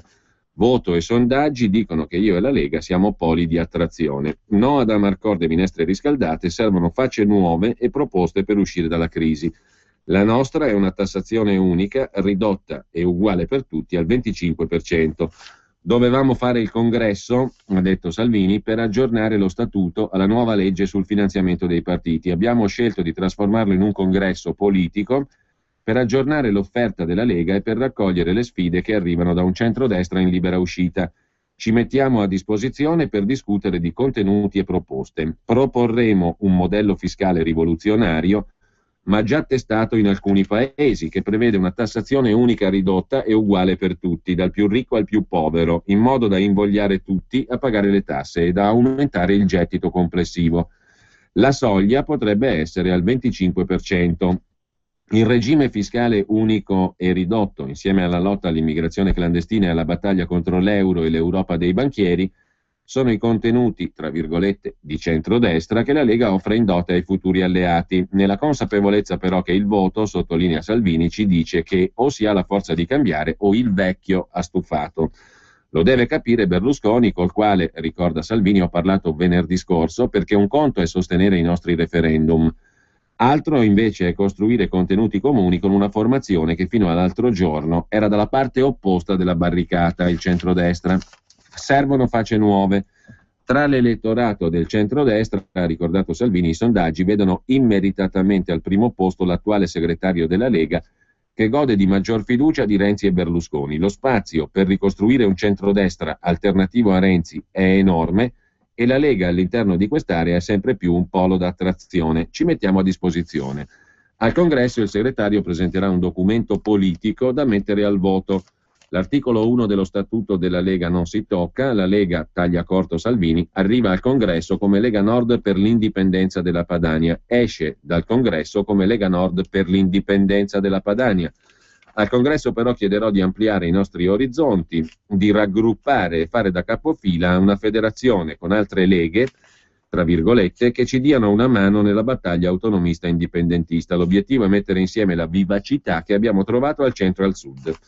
All'ordine del giorno c'è purtroppo anche un problema di bilancio che riguarda le casse di tutti i partiti. Non facendo parte delle cricche che ricorrono ai finanziamenti illeciti, ha detto Salvini, lanceremo una campagna di finanziamento per chiedere trasparentemente una mano a quegli imprenditori che siano in grado di darcela. Siamo preoccupati? No, siamo nati con niente, niente ci può spaventare. Domani Salvini sarà a Bruxelles intanto per chiudere l'accordo sul gruppo europeo, mentre domenica e lunedì sarà in Sicilia per ribadire il no all'immigrazione clandestina. Vogliamo dimostrare, conclude il segretario della Lega, che la Lega non va in vacanza e che torna nei posti e sui temi affrontati in campagna elettorale. Tanto ai ballottaggi la Lega ne vince la metà, titola ancora la Padania, esploadi bitonci a parte. Il voto bis regala conferme importanti in Piemonte, Veneto e Lombardia. Casalmaggiore volta pagina in Lombardia dopo 30 anni. Gli altri sindaci che hanno vinto al secondo turno: Cristian Vezzoli, Seriate, Bergamo; Filippo Bongiovanni, appunto, Casalmaggiore, Cremona; Milena Cecchetto, Montecchio Maggiore, Vicenza; Francesco Pietrobon, Paese, Treviso; Davide Ferrari, a Gagliate, Novara. Il Carroccio ferma il PD e libera Padova. Sarò il sindaco di tutti, così la Padania incornicia l'intervista di Iva Garibaldi al neo sindaco di Padova Bitonci, che riceve anche l'abbraccio di Luca Zaia in Piazza delle Erbe. Farò quel che ho promesso: sicurezza in città, dice Bitonci, e poi ricevimento nei quartieri, assegnazione delle case e dei posti negli asili con priorità ai residenti. È un grandissimo risultato. Padova è anche la città dell'università, degli ospedali, dei dipendenti pubblici, che storicamente guarda a sinistra. Invece stavolta molti di loro mi hanno votato, dice Bitonci. Quanto alla mia esperienza da sindaco di Cittadella a Padova, porto il modello della sicurezza, il modello municipale, le ordinanze, le telecamere, i divieti d'accattonaggio molesto, tutte quelle pratiche che hanno dato ottimi risultati. Nominerà davvero, come ha promesso, un assessore dell'opposizione? Vedremo cosa ne pensano anche loro, risponde Bitonci, perché non si sono espressi, e comunque faremo una valutazione generale con la maggioranza. Comunque ci sarà un componente dell'opposizione per svolgere un'opera di controllo della giunta, dice Bitonci. Velocemente ancora dalla Padania: il PD non fa più festa, Livorno, Padova, Perugia, sconfitte clamorose. Nonostante il successo complessivo, nel partito è iniziata la caccia ai vecchi quadri, colpevoli di non accettare il verbo renziano.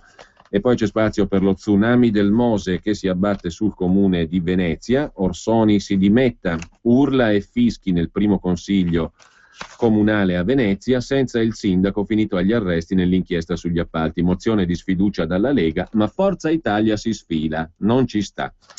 Mentre il voto di domenica ha seppellito la PA3B. Ora Venezia, dice il capogruppo nel Consiglio regionale del Veneto, Federico Caner, dove il centrodestra si presenta compatto con candidato serio, credibile, pulito e programma chiaro, si vince anche in un momento non favorevole. Una cosa è chiara: della PA3B non resta più nulla, bocciata dai cittadini. Non è più l'ora di nuovi carrozzoni che più sono grandi, più generano poca trasparenza. Quanto alla Lega, è andata in difficoltà laddove non ha proposto volti nuovi o giovani, dove non è riuscita a interpretare la voglia di cambiamento. Le vittorie di Padova, ma anche al primo turno a Giavera, Stienta, Ponte di Piave, roccaforti della sinistra, significano che durante la campagna elettorale si sono raccolte le esigenze dei cittadini. Altro capitolo, sempre dalla Padania di oggi: stop immigrazione selvaggia.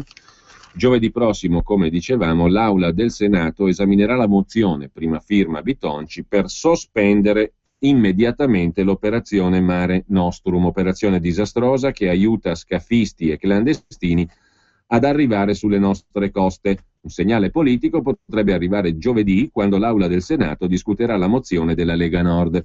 Se il centrodestra c'è, batta un colpo e faccia sentire la sua voce. È una buona occasione per appoggiare e sostenere il documento del Carroccio. La mozione leghista chiede poche cose. Prima di tutto si impegna il governo a sospendere immediatamente l'operazione Mare Nostrum e a rafforzare i controlli alle frontiere marittime in particolare. In secondo luogo, a completare il piano di accordi bilaterali elaborato al principio della scorsa legislatura per impedire le partenze dai paesi costieri dell'Africa, in particolare dalla Libia, investendo forze e parte delle risorse impiegate attualmente nell'accoglienza per collaborare all'attività di contrasto concordata con i paesi controparte. E sempre dalla Padania concludiamo con il caso Alitalia Etihad. Questo matrimonio sa da fare, la compagnia degli Emirati metterà sul piatto ben 560 milioni, ma c'è da affrontare la questione di 2200 esuberi. Infine, dalle pagine regionali: dopo l'alluvione l'Emilia di Errani è ferma alle promesse. Siamo in Emilia Romagna, su imprese e famiglie incombe la prima rata del debito, sulle scadenze c'è confusione. Per Fabio Rainieri, segretario della Lega Nord Emilia, così ci guadagnano solo le banche. E infine concludiamo dalla Padania con l'intervista di Simone Girardin a Stefano Bruno Galli, docente universitario, oggi capogruppo della lista Maroni Presidente in Regione Lombardia, il quale sta curando una nuova collana su Gianfranco Miglio. I suoi scritti su centralismo e risorgimento sono più attuali che mai, dice il professor Galli. I riformatori di oggi sono dei dilettanti, si leggano Miglio. Lasciamo la Padania e torniamo a questo punto al primo piano del Corriere della Sera. In primo piano c'è il post voto alle amministrative, i ballottaggi, il bilancio e le critiche di Bersani e di Letta. Il voto riapre le ferite nel Partito Democratico, titola il Corriere della Sera. Bersani parla di spine, Letta chiede una riflessione profonda e la sinistra vuole una rigorosa analisi dei risultati. Se la vittoria del 25 maggio aveva pacificato il PD e i capi corrente, il risultato in chiaroscuro dei ballottaggi rianima la minoranza. Il tentativo di alcuni renziani di spaccare il PD tra nuova guardia che vince e vecchia guardia che perde ha colpito nell'orgoglio l'ala sinistra del partito, che ora chiede a Renzi una riflessione profonda sulla natura del partito e sulla gestione delle realtà locali. All'ultima direzione, il silenzio dei big rottamati era stato assordante. Ieri invece si sono fatti sentire uno dopo l'altro per rimarcare quanto dolorosa sia stata la perdita delle storiche roccaforti e sottolineare che il PD ha un problema a sinistra. Bersani ha detto che ci sono delle spine e Livorno è una di queste. Il non detto per i bersaniani è che dove la sinistra non va a votare, il PD perde. Perfino Enrico Letta, che non era mai intervenuto nel dibattito politico dopo la traumatica staffetta con Renzi, a margine di un seminario a Pisa ha commentato: la sconfitta del PD a Livorno merita una riflessione profonda, perché è del tutto inattesa. E Perugia, e Padova, e Potenza, dove il PD ha pure perso clamorosamente, l'ex premier Letta non entra nel merito e insiste su Livorno. È la sconfitta più clamorosa, dice Enrico Letta, e non solo per il suo valore simbolico, perciò credo che necessiti di una riflessione nazionale. Sempre poi dal Corriere della Sera in primo piano, Grillo esulta, virus inarrestabile, dice, del Movimento 5 Stelle, asse nell'Unione Europea con Farage, con Cameron o con i Verdi, insomma idee chiare. La festa dopo le polemiche, giovedì referendum online sull'Eurogruppo, dopo i no degli euroscettici tedeschi di Alternative für Deutschland, e dopo il no dei danesi, più difficile il gruppo con l'inglese Farage. Presentato il nuovo staff, resta da capire se la svolta moderata dei grillini nei toni sarà reale. Intanto un elettore del Movimento su Due non vuole alleati, secondo Nando Pagnoncelli, e a Parma c'è la frattura, nasce un gruppo anti-Pizzarotti, il sindaco del Movimento 5 Stelle contestato dai suoi, aria di scissione tra i pentastellati di Parma. Con una nota firmata da anonimi amici di Beppe Grillo arriva una dissociazione dall'operato della giunta comunale di Federico Pizzarotti, accusata di essere chiusa in se stessa, scollata dalla base, poco interessata al candidato parmigiano 5 Stelle alle europee, che poi è risultato non eletto. Quanto al sindaco, Pizzarotti è accusato di mettere in imbarazzo il movimento per i suoi personalismi, ma il Movimento 5 Stelle difende il sindaco con una nota ufficiale che respinge l'ipotesi di correnti nel movimento. Poi c'è la questione di Livorno, ingegnere e ambientalista. Nogarin dice: sono io quello di sinistra, noi con lo UKIP di Nigel Farage, manipolazioni della stampa, dice il neo sindaco di Livorno, che promette una selezione pubblica degli assessori. Il commento del regista livornese Paolo Virzì è stata una risposta rabbiosa della città, ha vinto il risentimento. Poi c'è l'altro caso messo in luce dal Corriere della Sera, il giovane Patrizio Cinque ha conquistato Bagheria con una maggioranza bulgara, in quel di Palermo, candidato del Movimento 5 Stelle, ha ottenuto il 69,7%, è neo sindaco di Bagheria. Così come a Civitavecchia c'è un altro sindaco del Movimento 5 Stelle, Antonio Cozzolino, 38enne, ingegnere, neo sindaco di Civitavecchia. A pagina 6 del Corriere c'è il caso Perugia, ma anche Spoleto, la rossa Umbria si risveglia azzurra, il segretario regionale umbro del PD parla di sconfitta epocale, parte il processo a una sinistra divorata dai clan, sconfitta epocale e terrificante. Queste le parole del segretario regionale del PD dell'Umbria, Giacomo Leonelli, che poi prova a consolarsi con Orvieto e Gualdo Tadino strappati al centrodestra. Ma la logica del prendi due, perdi uno, con Perugia funziona poco. Qui non si tratta di fustini per lavatrice, c'è un'intera regione, l'Umbria rossa, polmone verde d'Italia, che in poche ore è scolorita. Altro che rosso sangue o vermiglio, a Perugia, capoluogo di regione 180.000 abitanti, il centrodestra ha vinto per la prima volta dal 1946, con una percentuale più del 58% che ha il sapore della batosta. Incoronato il sindaco ragazzino Andrea Romizzi di Forza Italia, già ribattezzato il Renzi della destra. Ci vuole poco questo periodo a diventare il Renzi della destra, ma la debacle è enorme e arriva fino a Spoleto, città consegnata anche qui a un sindaco di centrodestra, Fabrizio Cardarelli. La sconfitta epocale e terrificante si allarga a Bastia Umbra, Montefalco, Assisi, dove non si è votato, ma che pur sempre resta l'inossidabile roccaforte bianca e perenne dei frati e dei moderati.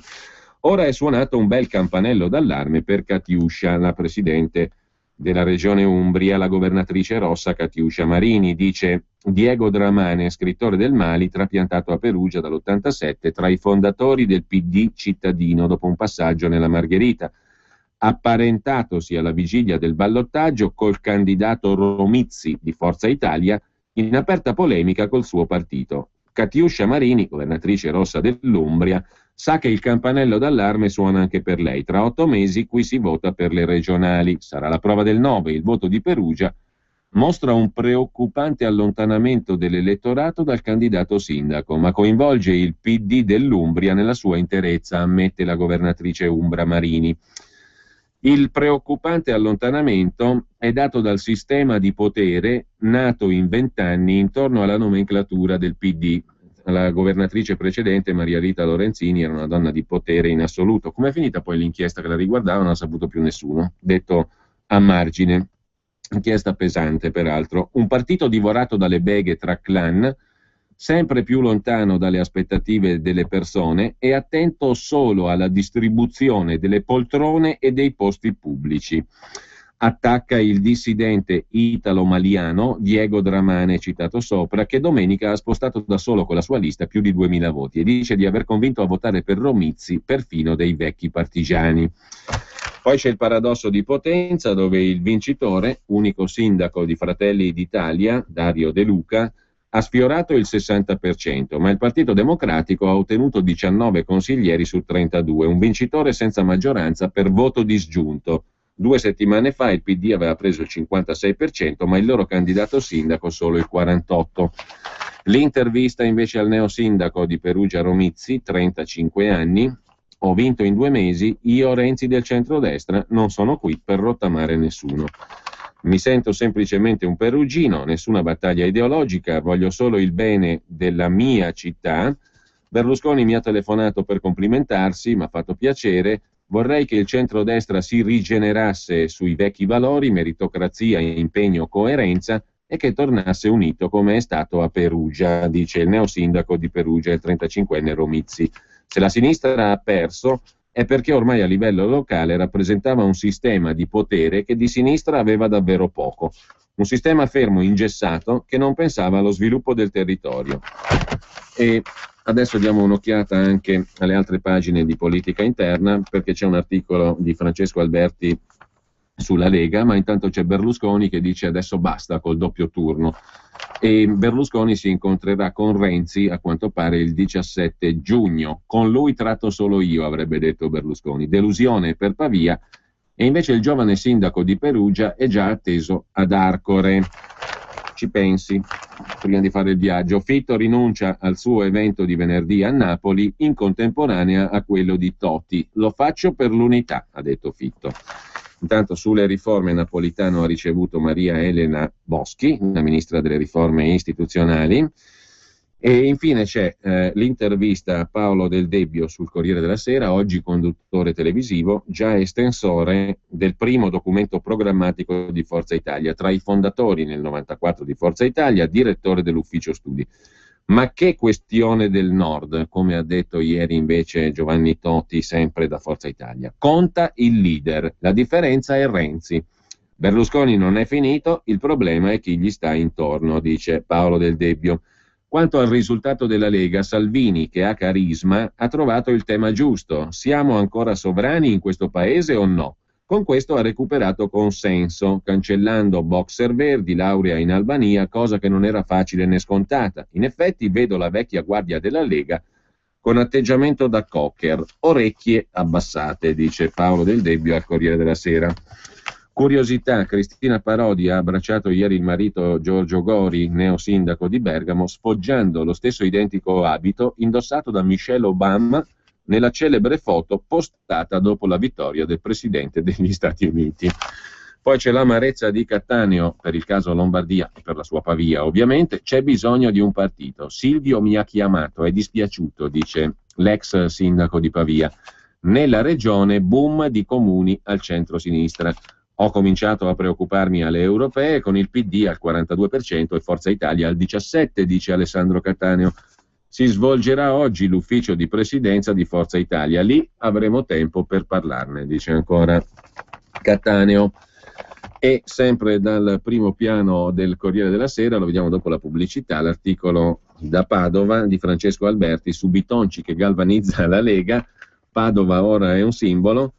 Il duro ex sindaco di Cittadella promette un assessore all'opposizione. A luglio, congresso del partito a Padova. Salvini incassa e cita un sondaggio. Io leader preferito nel centrodestra. Il sindaco continuerà a vivere fuori città. Verrò quando avrò ripulito questa città e la sentirò più sicura per i miei figli, ha detto Bitonci. Vuoi acquistare o vendere un'azienda? Cerchi un partner o un socio finanziatore per sviluppare la tua attività? Cogefim da 30 anni opera con successo nelle intermediazioni commerciali, artigianali, industriali in Italia e all'estero. Vendere, acquistare un'azienda è una scelta importante. Chiamaci 02 32 72 448 o visita il sito cogefim.com. Paolo, ho trovato l'asilo che cercavo. Una bella sede col giardino. Il personale mi dà fiducia. Serena starà benissimo. E costa come gli altri. L'importante è il benessere e la sicurezza della nostra bambina. L'Albero dei Bambini. Asilo nido e scuola dell'infanzia paritaria a Varese. Dal 9 giugno campi estivi anche per gli esterni. L'Albero dei Bambini. Per un'infanzia naturale. 0332 820 800. L'alberodeibambini.it. Anche su Facebook. Ladri in casa? Installa Dialogos 389 11 89 705. Dialogos è l'antifurto senza fili che ti permette di stare in casa con l'allarme inserito, anche ai tuoi amici animali. Chiama il numero 389 11 89 705. Antifurto Dialogos e sei protetto 24 ore su 24. 389 11 89 705. Sicurbet. Prima è meglio che dopo. Quando vuoi regalarti un esclusivo momento di piacere, non c'è niente di meglio di un buon caffè. Un caffè preparato con l'inconfondibile Caffè Padano. Caffè Padano, l'espresso buono come quello del bar. Bevi un caffè Padano e sostieni Radio Padania. Chiama subito il numero verde 800 08 68 69 e acquista una fornitura di Caffè Padano. La macchina del caffè è in omaggio, grazie a Radio Padania, la tua radio. Chiama l'800 08 68 69 e prova direttamente a casa tua l'inebriante aroma del Caffè Padano. E ricorda, chi beve Caffè Padano sostiene Radio Padania. Caffè Padano, mai assaggiato un espresso così? Soffri di dolori alla schiena, alle articolazioni o alle ossa? Hai problemi di artrosi o artrite? BioLife Therapy è la soluzione che aspettavi. Chiama adesso il numero 039 9630 465 per una prova gratis e senza impegno a casa tua. Sei stanco di prendere antidolorifici e desideri vivere senza dolore? BioLife Therapy cambia la qualità della tua vita. È un dispositivo medico professionale certificato per uso domiciliare che svolge una terapia curativa e biorigenerante per tutta la famiglia. È totalmente privo di effetti collaterali. Elimina tutti i tipi di dolori come spalle, cervicali, mal di testa, dolori alle ossa, dolori muscolari. Chiama adesso il numero 039 9630 465. Un esperto verrà a casa tua e ti farà provare subito i benefici di BioLife Therapy, gratis e senza alcun impegno. Di addio per sempre ai tuoi dolori. Chiama adesso il numero 039 9630 465. Per la tua pubblicità su Radio Padania Libera, chiama il numero 02 66 23 44 22. C'erano una volta i personaggi delle fiabe. continuano ad esserci anche oggi. El Sunadur de Sifol de Hamelin, faula da cunta a belase. La Sireneta, gh'era una volta 6 principes che staven de ca in sul fund del mar. Gestic neuf de l'imperador. Tace in fa, gh'era il país rec e prosperus, in do regna un imperador che tenia doma a Ulaur. Ogni martedì e venerdì alle 23 su Radio Padania Libera.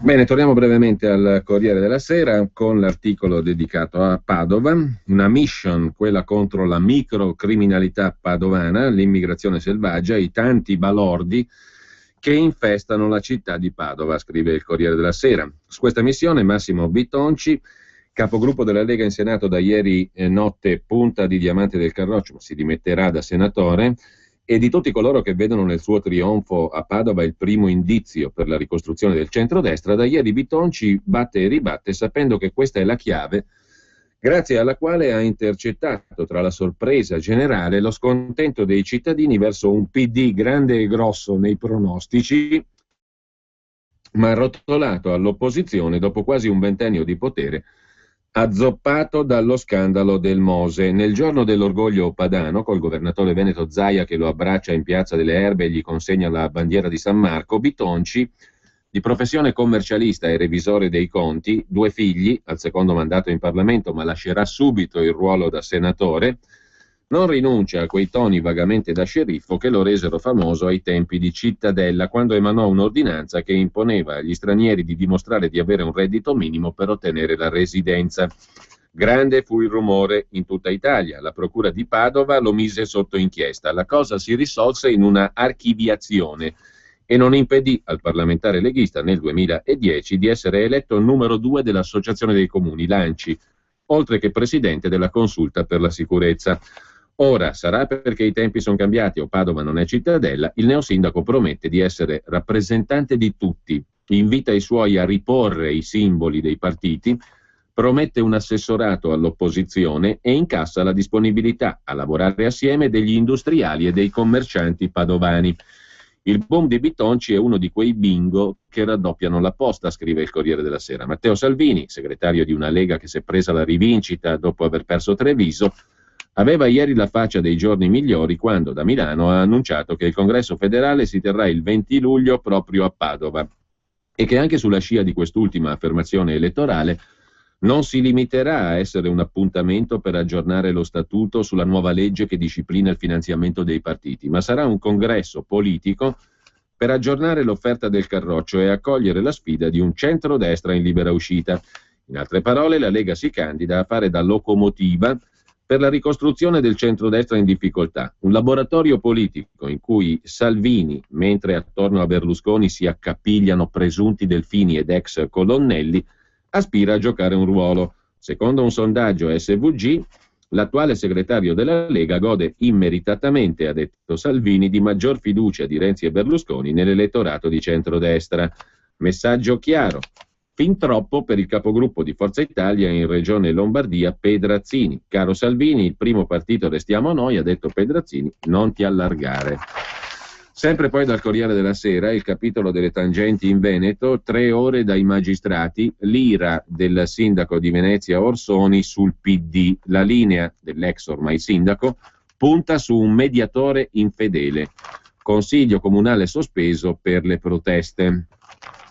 E intanto Galan ha fatto sapere di essere pronto a rilasciare dichiarazioni spontanee ai giudici, mentre per i burocrati è corsa a un posto nella squadra di Raffaele Cantone, il nuovo supercommissario anticorruzione. Ci sono 213 candidati, il governo pronto alle nomine, i componenti dell'autority devono essere dotati di comprovate competenze e indipendenza. Hanno chiesto di far parte dell'autorità consiglieri di Stato, ex capi di gabinetto, ex direttori di ministero, per essere componenti della nuova autorità anticorruzione guidata dal magistrato Cantone.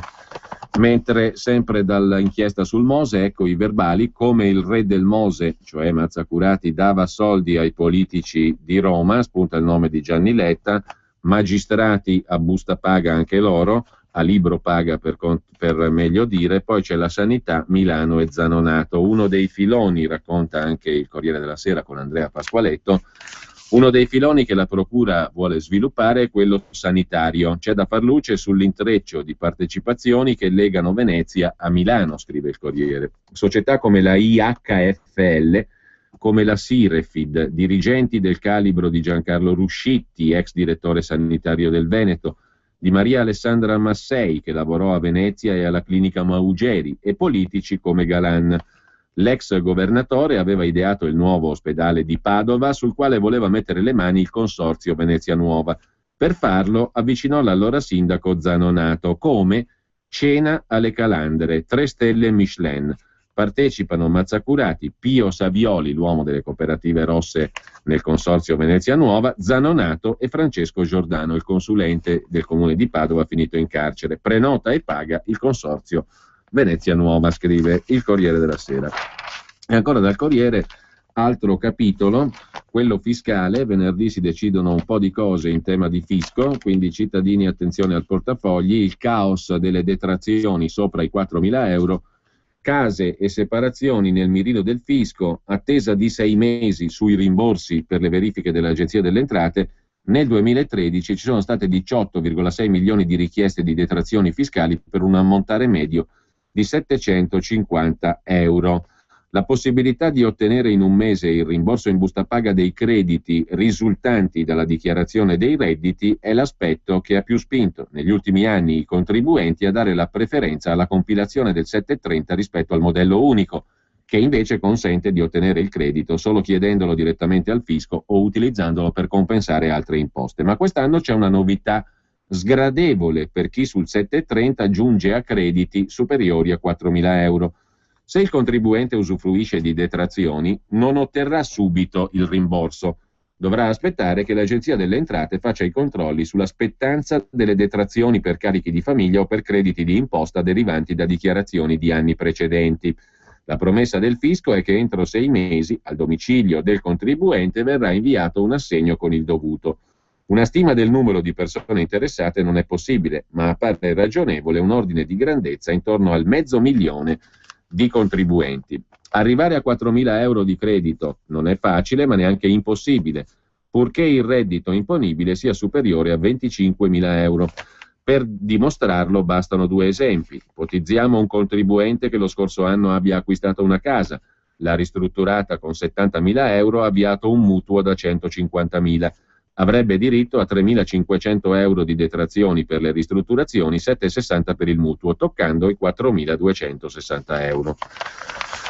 Mentre fidatevi di Roma è la parola d'ordine della missione americana di Padoan. Padoan, il ministro dell'economia, anzi Padoan come lo chiamano a Roma, il ministro dell'economia ha stretto la mano al ministro del tesoro americano Jacob Lew. Il ministro italiano ha trovato l'interesse della comunità finanziaria e il forte appoggio della Casa Bianca nella sua visita negli Stati Uniti. Fiducia del governo americano, atteggiamento più disponibile da parte dei protagonisti del mercato finanziario americano. Piercarlo Padoan, prima visita negli Stati Uniti da ministro dell'economia, sta trovando porte aperte e molto interesse, scrive il Corriere della Sera. Sempre poi dal Corriere, andiamo rapidamente alla pagina degli esteri, ancora Renzi in primo piano, la missione in Asia, subito più affari col Vietnam, ha detto Renzi, l'obiettivo un interscambio da 5 miliardi, con lui la moglie Agnese. Oggi il Premier visita gli stabilimenti italiani a Hanoi in Vietnam, poi la partenza per Shanghai. Il Corriere invece intervista brevemente Zhang Liwei, direttrice del Centro Ricerca sui rapporti tra Cina e Europa dell'Università di Pechino, la quale dice che l'Italia, vista dalla Cina, è il paradiso dei pigri. Penso che i problemi dell'Italia, dice la studiosa cinese, siano molto simili a quelli della Grecia. Un'eccessiva democrazia e un welfare troppo alto, che rendono meno efficienti i servizi pubblici e meno ordinata l'amministrazione politica. Ho visto che i negozi in Italia chiudono presto la sera e spesso rimangono chiusi il fine settimana. È una mancanza di flessibilità. Una volta sono incappata in uno sciopero dei treni. Per ottenere il rimborso del biglietto ho dovuto aspettare un anno. In Cina mi avrebbero ridato subito i miei soldi. Così alla fine questo sistema diventa il paradiso dei pigri, dice la professoressa cinese. Intanto, pagina degli esteri, Marine Le Pen prende pubblicamente le distanze dal padre. Non era mai successo, scrive il Corriere della Sera. Marine Le Pen ha parlato di errore politico, le frasi del padre sull'infornata di comici ebrei e via dicendo. Il suo compagno di Marine Le Pen e vicepresidente del partito, Louis Alliot, definisce la frase di Jean-Marie Le Pen stupida e sconsolante. Il deputato Gilbert Collard suggerisce all'anziano fondatore del Front National di andare in pensione. Ma poi c'è un'intervista sul Corriere della Sera al leader del partito Vlaams Belang, partito euroscettico fiammingo, Gerolf Annemans, 55 anni, nato ad Anversa. Non siamo razzisti ma anti-immigrati come Salvini. L'alleanza a Bruxelles si farà. Farage deve essere disperato per aver cercato Grillo, anzi sono disperati in due. Il Belgio è uno Stato fallito, voglio indipendenza delle Fiandre ma dentro l'Unione Europea. Tutto cominciò nel 1302 con la battaglia degli Sproni d'Oro. I contadini fiamminghi insorsero con falci e picche contro i cavalieri del re di Francia che galoppavano con gli Sproni d'Oro e vinsero. Fu la nostra prima rivolta e vittoria, raccolta Gerolf Annemans, e per il resto abbiamo conosciuto secoli di oppressione linguistica, politica e sociale. Ma tutto sta per cambiare. Il Belgio è uno Stato fallito. La comunità internazionale dovrebbe prepararsi alla sua scomparsa.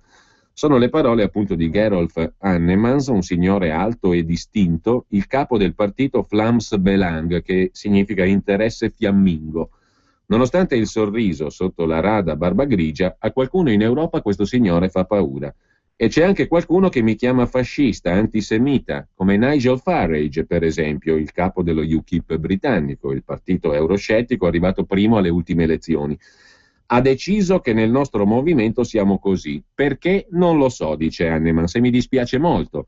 Primo, perché sono accuse non vere. Noi del Vlaams Belang non siamo razzisti, antisemiti o nazisti, siamo amici della comunità ebraica.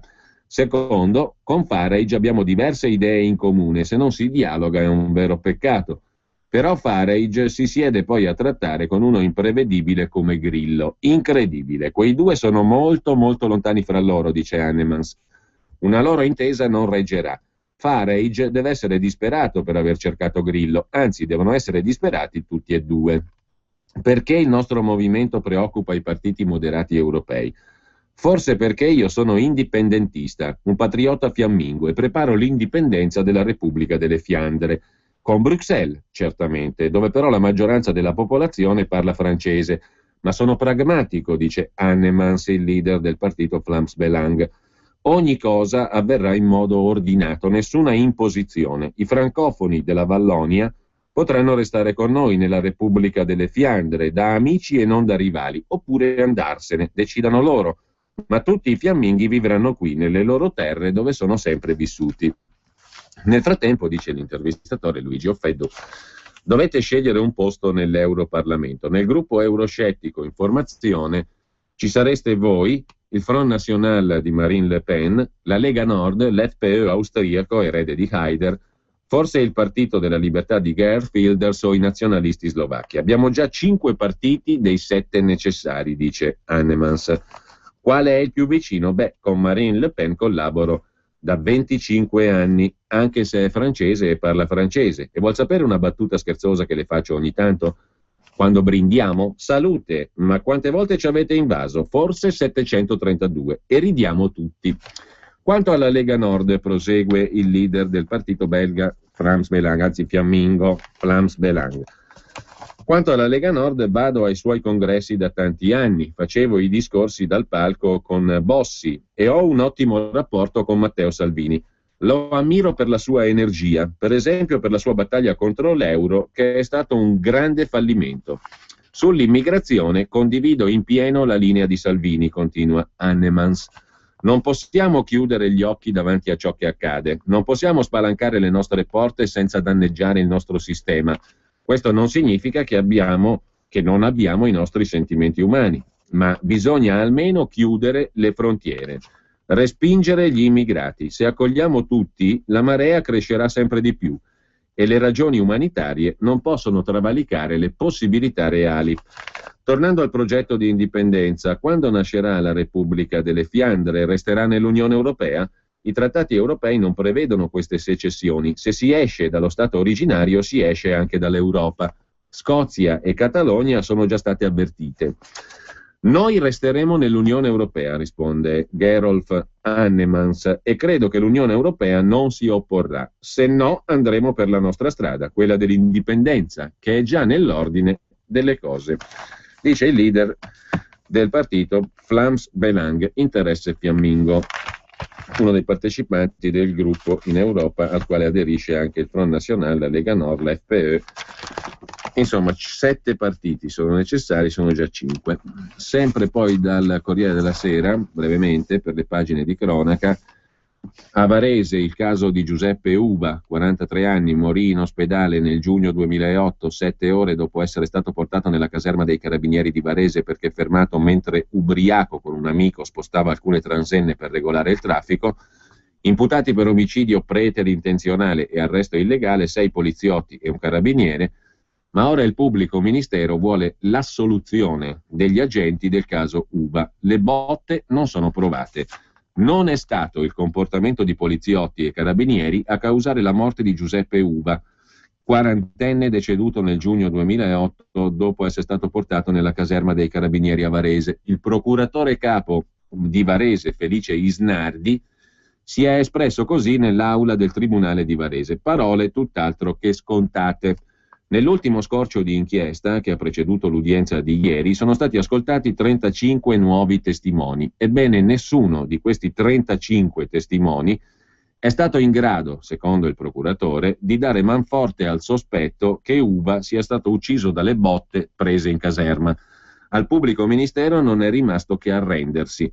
Proscioglimento dalle accuse di omicidio preterintenzionale, abbandono di incapace e arresto illegale per tutti e 7 gli imputati.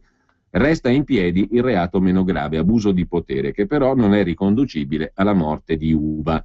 Se ne riparlerà il 30 giugno, quando il GUP Stefano Sala deciderà sul rinvio a giudizio. Molti sono rimasti spiazzati dalla richiesta dell'accusa. Il procuratore capo Isnardi aveva preso servizio all'inizio dell'anno a Varese e tra le sue prime decisioni c'era stata quella di togliere il fascicolo del caso Uva ai titolari originari, i PM Agostino Abate e Sara Arduini. Il gesto voleva restituire serenità a un processo in cui le parti si erano scambiate accuse roventi. Il procuratore Isnardi aveva deciso di interrogare un nutrito gruppo di nuovi testimoni, principalmente il personale dell'ospedale di Varese che la sera fatale vide Giuseppe Uva. A parte un'infermiera che, tardivamente, ad anni di distanza, si era rivolta a chi l'ha visto e sosteneva di aver sentito i poliziotti dire a Uva «adesso ti diamo una mano di botte», tutti e 35 hanno negato di avere assistito a violenze. Tutto torna a combaciare con le perizie mediche. Nessuna delle perizie aveva rilevato sul corpo della vittima lesioni, fratture e chimosi riconducibili a un'aggressione fatale. La morte, dissero i periti, andava ricondotta al prolasso di una valvola cardiaca in situazione di stress. Uva era stato portato in caserma in stato di ebbrezza. Mentre nel caso Unipol Fonsai, il direttore della Consob mi chiese: stai parlando col PM? Ha parlato Minenna, funzionario della Consob che aveva dubbi sui derivati dell'assicurazione. Il ruolo della Consob è in discussione in questa vicenda fusione Unipol Fonsai. Segnaliamo adesso rapidamente, mancano 5 minuti alla fine, l'articolo di Fiorenza Sarzanini nelle pagine di cronaca del Corriere della Sera, un dossier sull'ordine pubblico, i poliziotti a piedi nelle città, un'auto su 3 ferma dal meccanico, a Catanzaro una sola volante per turno, a Vibo Valencia non c'è benzina. Il servizio antirapine a Terni si fa con una Panda che ha superato i 200.000 chilometri. Il capo della polizia Alessandro Pansa ha deciso di destinare l'intero stanziamento da 40 milioni di euro ai mezzi operativi. E sempre dal Corriere della Sera, ma per la pagina economica, all'Italia scoppia il caso dei 2.200 esuberi. I ministri Poletti e Lupi convocano le parti per oggi. Il via libera del Consiglio di amministrazione è atteso per venerdì.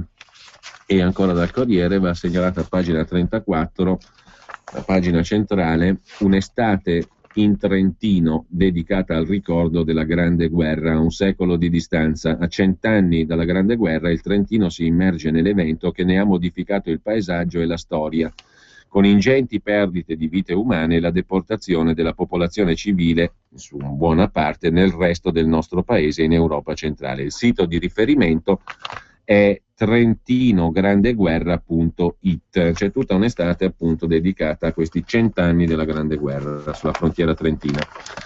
Adesso abbiamo forse tempo anche per leggere l'intervista da Repubblica a Attilio Fontana, dopo che il Partito Democratico ha chiesto la sua poltrona in Lombardia, la poltrona di presidente dell'ANCI Lombardia. Pavia è caduta, Bergamo e Cremona pure, al centro-destra rimangono 2 città capoluogo su 12, Mantova e Varese, quest'ultima guidata dal sindaco leghista Attilio Fontana.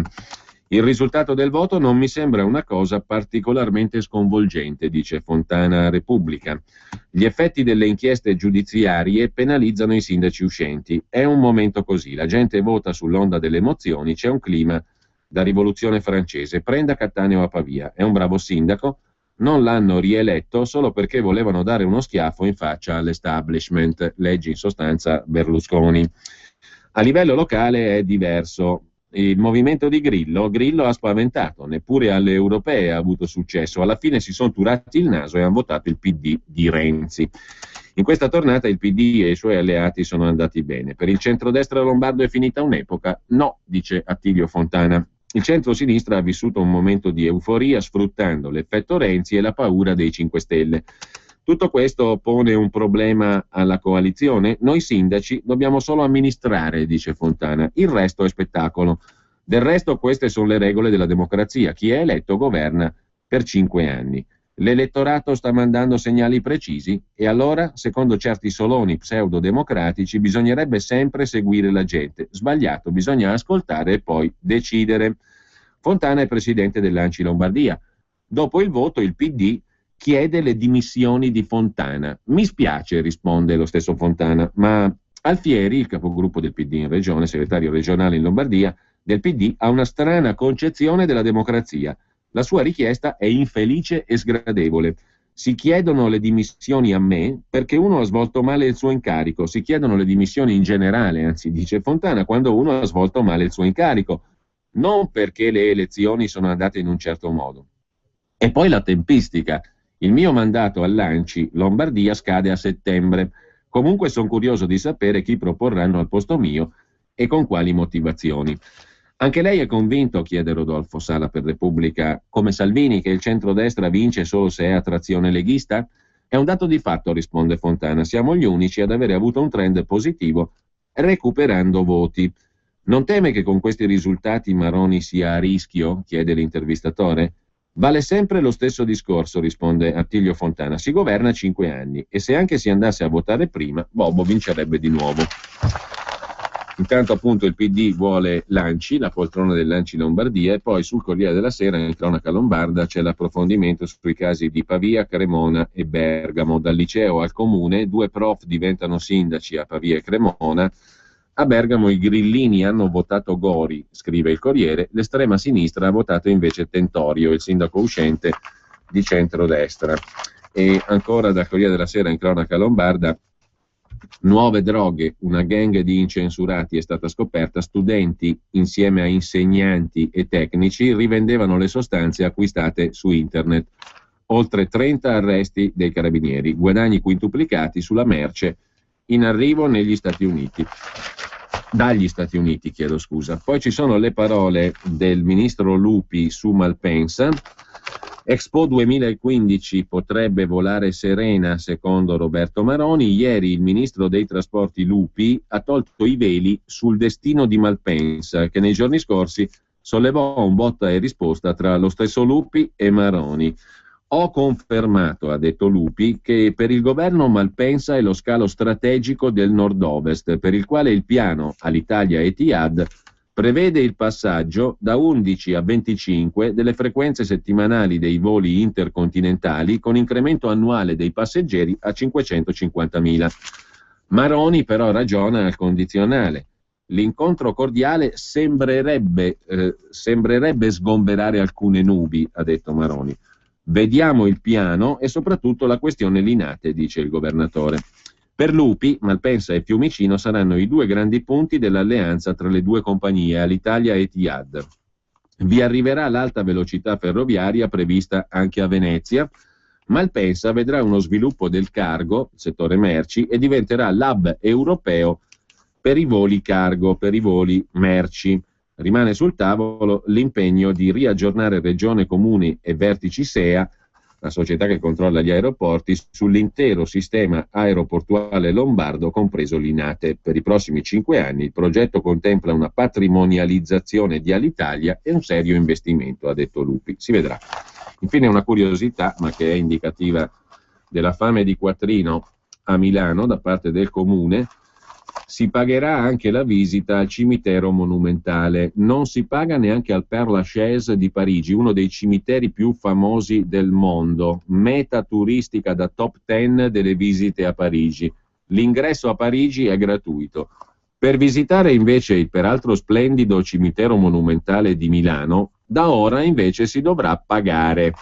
Forse non è il caso di paragonare cimiteri, scrive il giornale, ma la decisione del Comune di Milano di richiedere un biglietto di ingresso ai gruppi turistici in visita appare quantomeno pretenziosa. Questo prevede il nuovo regolamento servizi funebri e cimiteriali del Comune di Milano. A pagina 3 abbiamo invece della cronaca milanese, della cronaca lombarda, anzi del giornale, Salvini che avverte: il KO lombardo, faremo il punto anche in regione. Il segretario della Lega Salvini ha tolto la Lega dal baratro della crisi interna e si è levato qualche buona soddisfazione, come il buon bottino di preferenze alle europee e la vittoria a Padova. Non ha dilagato il Carroccio, ma si è rimesso in strada e ora propone la sua ricetta agli alleati, scrive il giornale. Si mette a disposizione di un centrodestra che anche alle ultime elezioni ha dimostrato di essere in difficoltà. La Lega si mette a disposizione, dice Salvini. Ci mettiamo a disposizione per discutere di contenuti e proposte da fare al centrodestra senza ripensare a minestroni e a marcord del passato. Non c'è alcuna intenzione di tornare ad accorpare le sigle del centrodestra. I risultati dei ballottaggi, ha detto Salvini, ci dicono che si deve avere la forza di cambiare. Il vecchio ha stufato, il centrodestra è davvero messo male, ora si deve inventare qualcosa. Il quadro non è quello di una vittoria in Lombardia. E a chi chiedeva a Salvini della sconfitta del centrodestra in molti comuni lombardi, in particolare Pavia, Cremona, Bergamo, Salvini ha risposto: la prendo come stimolo anche per l'amministrazione regionale. A questo proposito il capo del Carroccio ha spiegato che il risultato delle amministrative sarà l'occasione per fare il punto con i consiglieri e gli assessori della giunta Maroni. Con questo noi ci salutiamo, buona mattina a tutti da Giulio Cainarca.